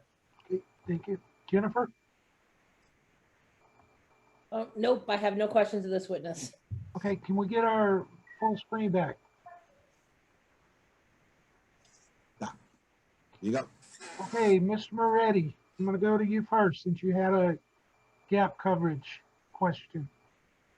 I was just wondering, how far will this improve? There's an area along Ford Road that's, you have to go out to a certain place on the property to make the cell phone work. And then as you're riding through near the reservoir, right, you lose your connection. I was just wondering, will this improve those two areas? For Verizon Wireless, I assume it should improve it it might improve it a little bit. We're actually moving a little bit further away from Ford. We're moving about, I'd say, 1/5 of a mile to the east of where the current site is, so it may not improve. We're a little bit north, but a little bit more east. So I'm not sure it's going to improve it. If you're on the Verizon Wireless system, you typically will have good 700 megahertz coverage outdoors. And you would also have good high band coverage outdoors. Yeah. So I'm sorry, I have AT&T, not Verizon. So your situation would not help me at all, I don't think. That's our next witness. Okay, any questions from the board of this witness? Mr. Chairman? Yes, sir. Mr. Stern, so when I look at what you put up on the screen and I read it, it says it's going to be dedicated to LTE. Are we talking the 5G technology? I know you talked about 4G. What is it that, is driving it? Right now, it's 4G usage is driving this tremendously. The usage on the network has substantially increased from December of 2019 to now. There is a substantial increase in the network usage. There was a big take up of people using these devices when remote learning and remote work started up. Both our networks, AT&T and Verizon and T-Mobile, along with the cable networks, all took a big hit in usage, starting at the end of March, beginning of April last year, and we have really not seen that drop at all. So this is really, it's a 4G focus right now to ensure that we have a sufficient 4G technology. The 5G technologies that we are deploying today are much smaller footprint sites, and would not be, for the time being right now, we're not focused on the suburban residential areas. Most of the 5G networks are focused on urban areas and high business traffic. That's not to say that we won't be deploying 5G later on, but for right now, a real focus in the suburban areas, in these heavily suburban areas, the focus is to maintain and increase the 4G capacity of the network. As you may have heard me talk about before, 4G works, and I think that was a surprise to not only the industry but the subscriber base. As we started deploying it in 2012, 2013, the take rate substantially went up because the stuff actually works. When you've got good coverage and you have sufficient capacity on the network, this stuff works. So all those people that were started working from home, and the kids that started going to school from home in April last year, they really use this technology, and this technology works, and we're trying to ensure that we have sufficient capacity and network coverage for them. Thank you for your answer, sir. Mr. Chairman, I'm good. Okay, anybody else? No. Okay, seeing none. Okay, Mr. Quinn, this how's the board? Y'all need to take a break? Hello?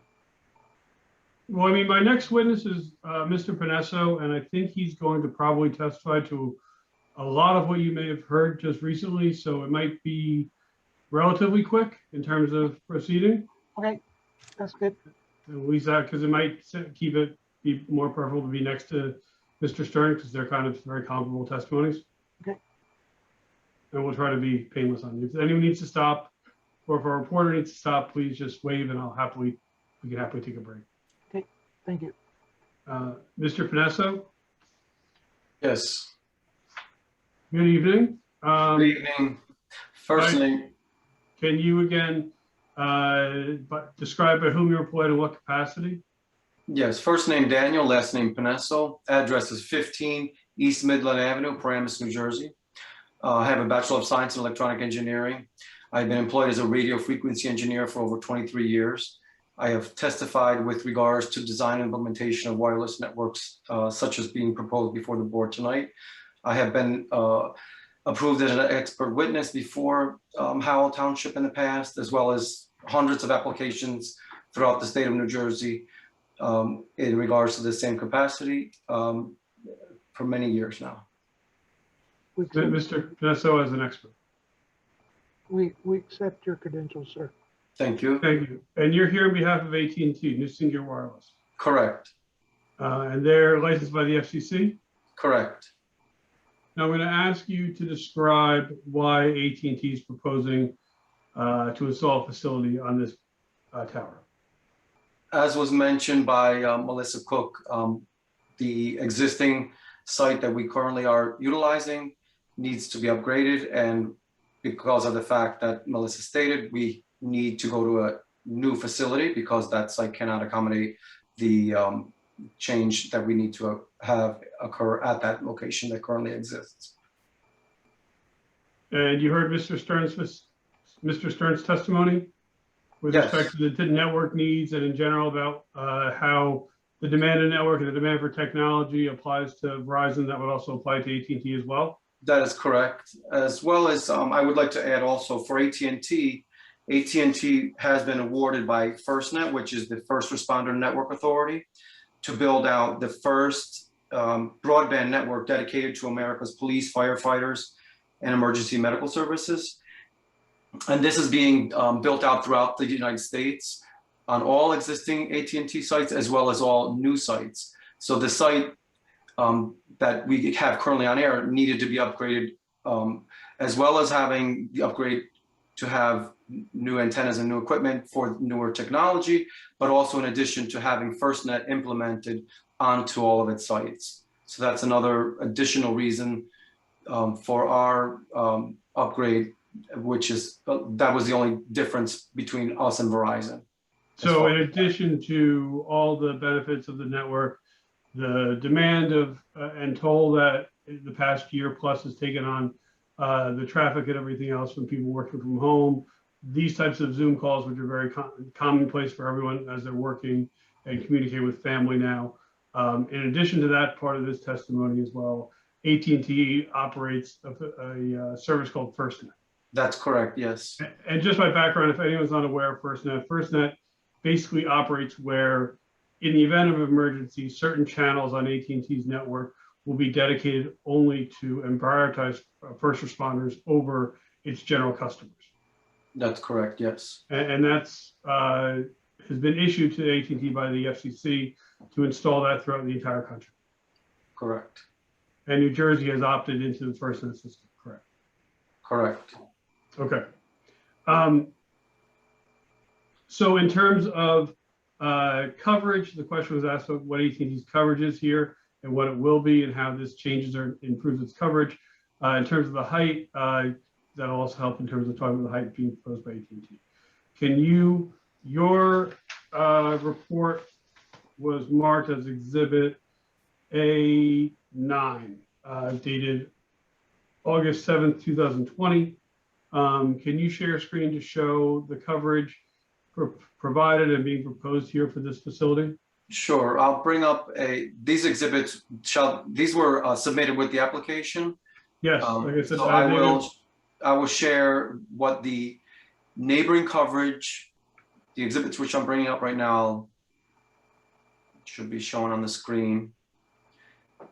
This is labeled map 1, which is AT&T's neighboring coverage, which depicts AT&T's existing on-air sites and the coverage that's being provided by them. And the approximate center of the map, there's a yellow star, which I'm tracing with my cursor, is the proposed location of the proposed monopole. The purplish dots on the map depict the existing on-air sites within AT&T's network.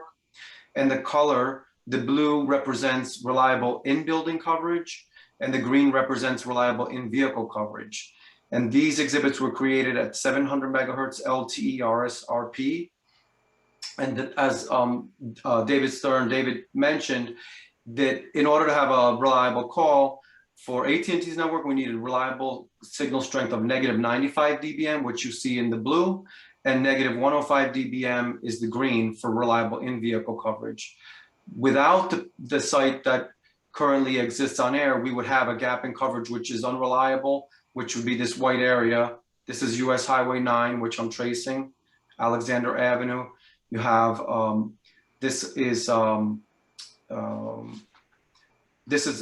Ford was mentioned too. Ford, this is the intersection of Ford. Then you have Browning Road, and as well as all of the businesses surrounding the area. So this area, if the site that we currently have on air is decommissioned, this is the gap in coverage that we would see. So what you're showing is the area of the coverage from all the sites around us. Can you show what AT&T has now with the existing tower? I guess the existing tower that AT&T has is located to the east of this site. I believe that the proposed composite coverage is of the existing site. Let me see if I have the other handy. Did I do that in here? Sorry.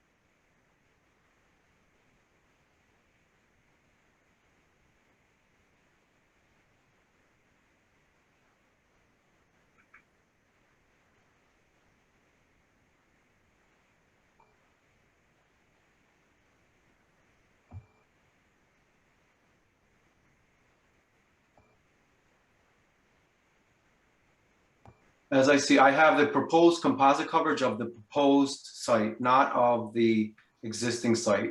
Okay. So I'll share that with the board.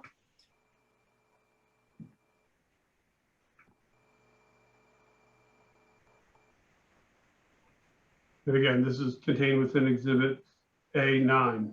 Correct, that was submitted with the application. So this is labeled Map 2 AT&T proposed composite coverage. And this would be the coverage that we would be afforded at our antenna centerline height that is being afforded us at this site, 136 feet with the antennas mounted at that height. And this will, at that mounting height, we meet our coverage objective with handing off between the existing on-air sites that I mentioned prior. We have the site to the south, which is identified as 3822, and then to the site to the north, which is identified as 4010. And I can go through and list the addresses and locations if the board wishes to hear that. No, that's okay. That's But okay. It looks like it's closing up a lot of the loop, Yes, so you can see that we will have, where Ford and Ken intersect, we'll have in-vehicle coverage. And then along Route 9, you see we have a good handoff between the existing on-air sites with reliable in-building coverage for the most part. Once we get into Lakewood, it's a little spotty, but the site does fulfill AT&T's needs and does provide a significant amount of in-vehicle coverage as well as in-building coverage to the area. Okay. And again, you're to incorporate everything we've stated before. The site is required in order to be able to provide current technology and additional services by the current technology. That's correct, yes. And this will be designed to handle all future needs. That's correct. And the site will be designed will comply with all FCC emission standards. That's correct, yes.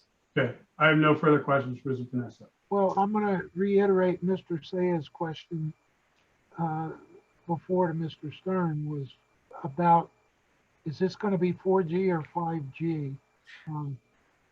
Yeah, I think people are, AT&T, the 5th generation, this will not be implemented with any 5 gigahertz frequency bands. AT&T is licensed from 700 megahertz up to 2300 megahertz in this basic trading area, and AT&T will be utilizing that spectrum. There is no use of 5G or 5 gigahertz in this area for AT&T.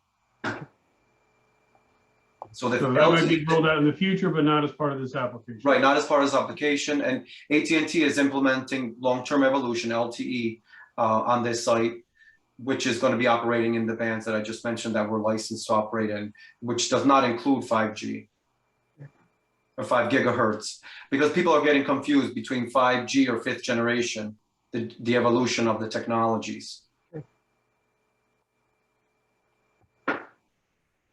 Okay, can we get the board back? Yes, I'll stop sharing. Thank you. Thank you. Charlie, Nothing, Mr. Chair. Jennifer. Any questions from the board? Seeing none? Okay. Okay, I guess at this point, I think the board gave us some things to consider at this point, which I think we need to go back and look at. I would ask maybe if the board could open this up to the public for any questions for our witnesses, if that's the time now, or do we do it at the end of the presentation? I'm just asking since we're here tonight and. Mr. Tropley? Well, Chris, your next witness would be the planner? My next witness is my planner. However, I think we still need to look at a couple issues that were raised during the course of the previous witnesses. And I think we have to go back and look at that, because otherwise it may impact our planner's testimony, quite frankly. So I just don't think it might make sense to proceed with him now if it might be either redundant or not applicable or might change and alter and have to come back and retest at another meeting anyway. So what I'm hearing is that we're not concluding tonight. Yeah, I think that's certainly a question. I mean, and again, I heard a number of questions about the generators, and I think that's probably our main question the board had. And one thing I'd like to ask is, again, I mean, I know the noise was mentioned, and we did state that all generators would comply with noise standards, but I guess, was there other concerns about the idea of having multiple generators at the site from each carrier? And I'm just trying to understand exactly what they are, so you try to, consider the board's concerns here. Well, before we go any further, Mr. Howard, I'm gonna bring Matt in. He's our code enforcement and our land use guy. Yes. Yeah, Matt, what is going on with the amount of generators on these sites? So this has come up in a couple sites. Hang on one second. Good. And I've been through this with the township attorney, previous one and the current one. Ultimately, we've been given a lot of case law in the past. Specifically, there was a law passed in 2012, Middle Class Tax Relief and Job Creation Act, that created a bit of a shortcut, it seemed, for co-location on existing towers. And they had defined within the act significant or substantial changes that would exempt them from these types of, well, not this application because this is a new tower, but for co-locations to, if they didn't fall into that category of a substantial change, they weren't required to come back to the board. It was something that was put on administratively on the zoning officer to issue approval in so many days. So we had a legal opinion done 3-4 years ago, and that's how we've been reviewing co-locations and changes within the compound. Specifically, that substantial change listed things like that you're not creating a trench or running conduit outside the compound, you're not expanding the compound, the height of the tower has so much, that you're not changing the height of the tower so much. So as long as it fell within those criteria, I was issuing the approval administratively. In 2014, the FCC came out with further guidance regarding generators.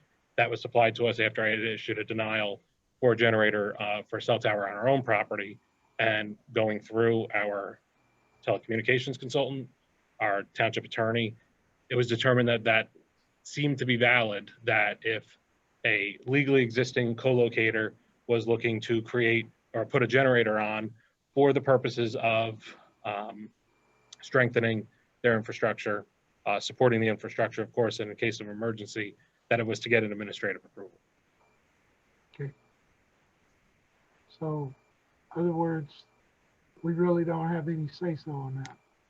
If it comes in after the fact, after all approvals and the system and the application is completely closed out, my take on it and internally is that I can issue those approvals. Okay. That's, I'm just trying to see where we're at with this application. Okay, Understood. thank you, sir. Board members, did y'all understand what Matt was saying? Okay. Well, Mr. Quinn, at this moment, I know you're gonna research some of the questions and comments that were brought up by the board. But at this time, I'm gonna let the board take a 5-minute break, and then we'll open up to public for the witnesses that have already testified, and then we'll go from there. Mr. Chair, if I could just add one more food for thought for Mr. Quinn to discuss with his applicant. So I think with regarding the landscaping requirements, they said that they're not proposing anything along the west side of the compound. They're buffered with existing landscaping, woods, on the other 3 sides. If they're asking for that relief, we had a recommendation that the chain link fencing be like black vinyl coated and all that kind of stuff. I asked that they discuss that with their applicant and see if that's something they would potentially agree to as a condition of approval. Will do. Mr. Chair, Yes, sir. before we break, Yes. so there's two issues here, right? One is the tower, Correct. what it brings and how it's transitioning. And the second is the location and how it's placed. Correct. So, the fewer variances required, the better off we are. And I'm still concerned about whether or not that site has sewer, and we can get rid of that septic and maybe shift it a little bit. And I don't think that's been answered. And, I would like to know the answer to that. Okay. At this time, the board's going to take a short recess here. Okay. Eileen? The board will now recess. We'll be back at 9:35. The zoning board will now reconvene. Okay.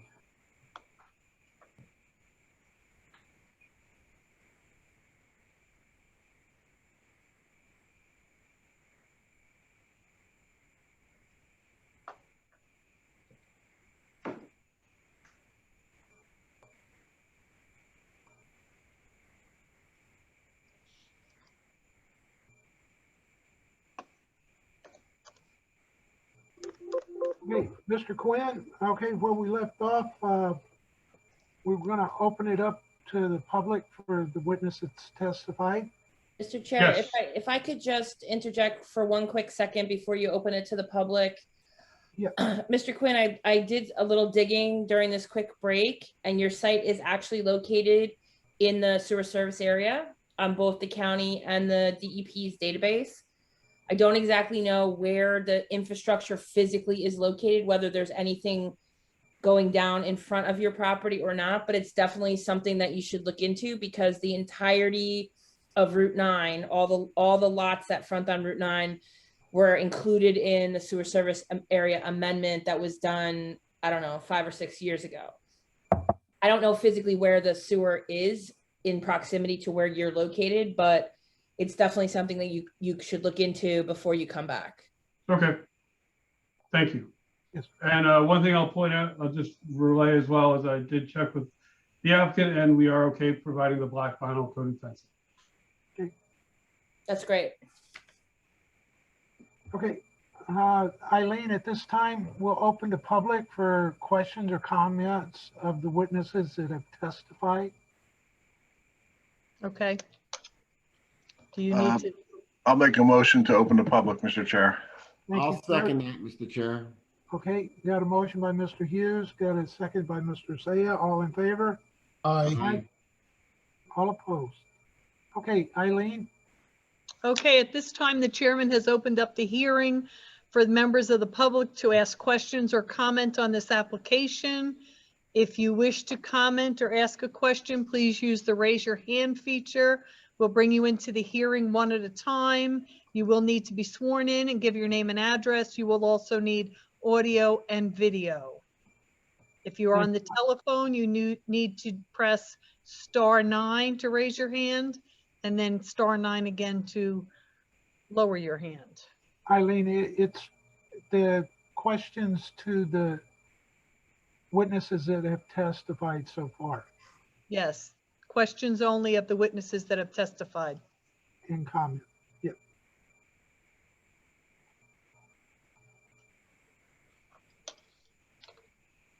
So far, I have no one raising their hand.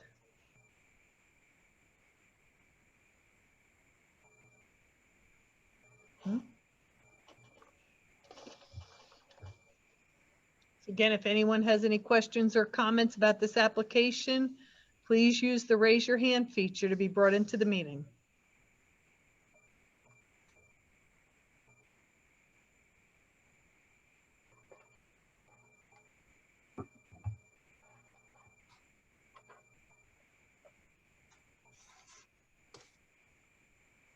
Still no one? No one. Give it a few more seconds.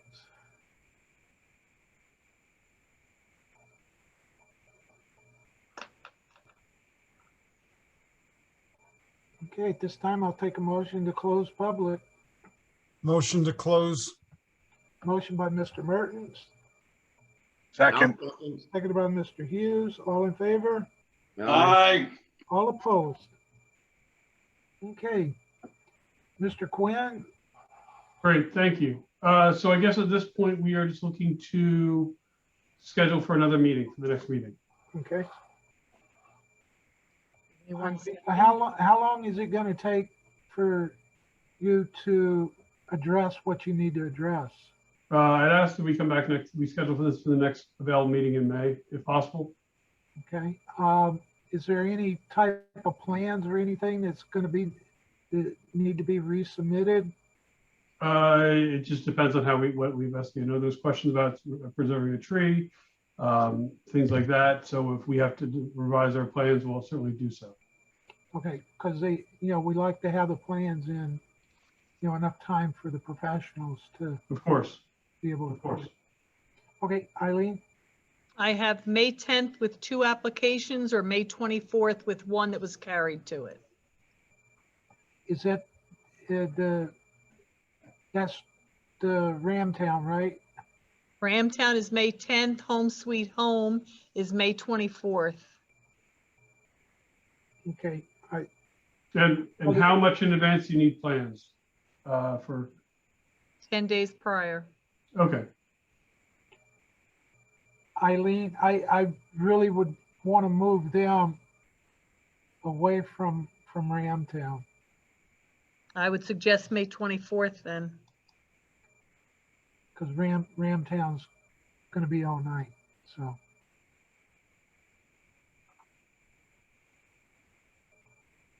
okay, Is the 24th acceptable? yes. Yes, we'll make it work. Okay.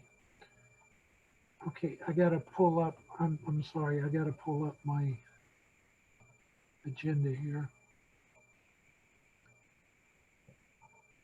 Okay, case number BA 2103, Diamond Communications LLC, New Singular Wireless PCS LLC, AT&T, Cellco Partnership, DBA Verizon Wireless. This case is going to be carried to May 24th, 7 p.m. with no further notice. Okay, let me go back. Okay, sir. Great. Thank you so much for your time tonight. Thank you. Okay. Thank you very much. You. Take care. You too. Okay, is there any further business of the board? Yes, 1 minute. Okay.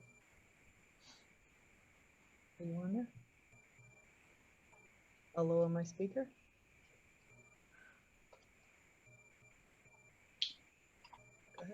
Just want to take a minute to address the board. Yes, sir.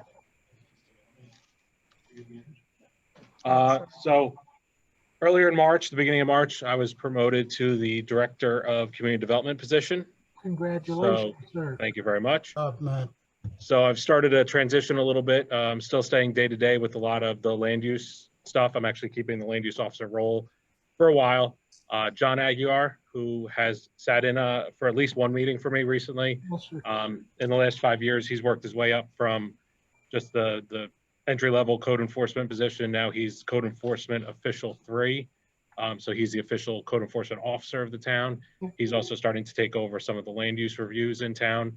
He's going to build up his experience over time. He sat in on the meeting tonight.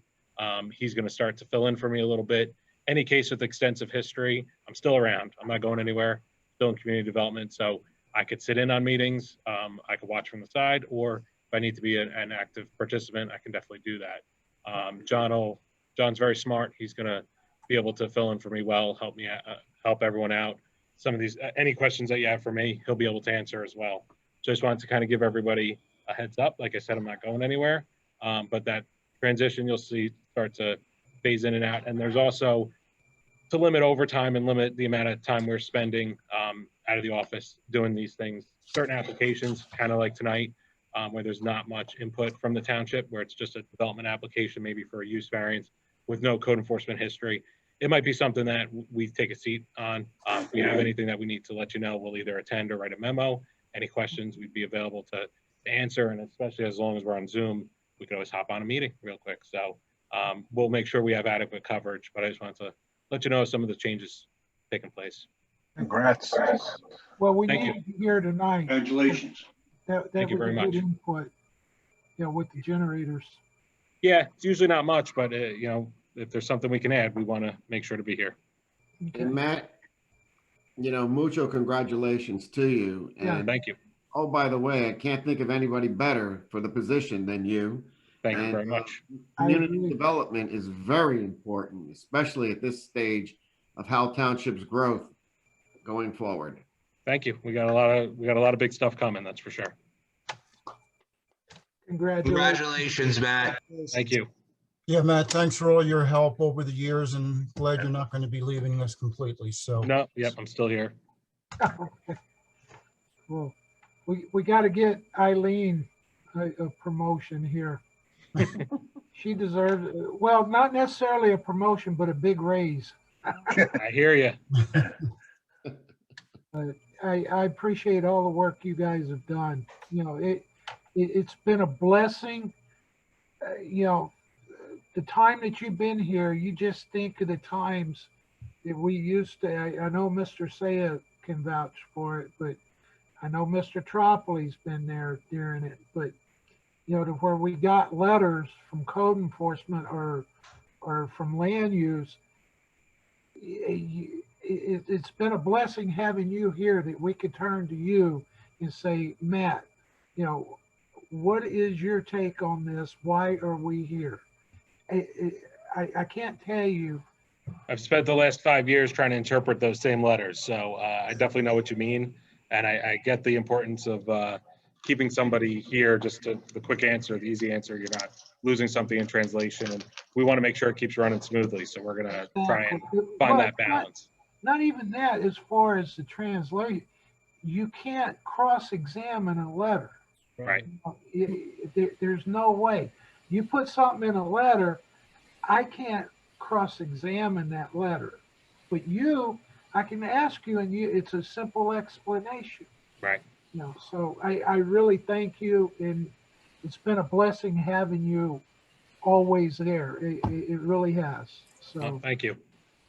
we appreciate it. Okay, That's all I had. It's late enough. Let's all go home. Is there anything else from anybody? Nope. Well, guys, y'all have a good night. Thank y'all for being here. I appreciate it. And we shall see you at the next meeting. Sounds good. Everyone. Take care, everyone. Have a good night. Everybody. Hey, guys. Congrats. Congrats again. I'll make a motion to close. Thank you. I'll second it. Okay. Got a second? All in favor? Aye. Aye. Okay. Good night, guys. Night.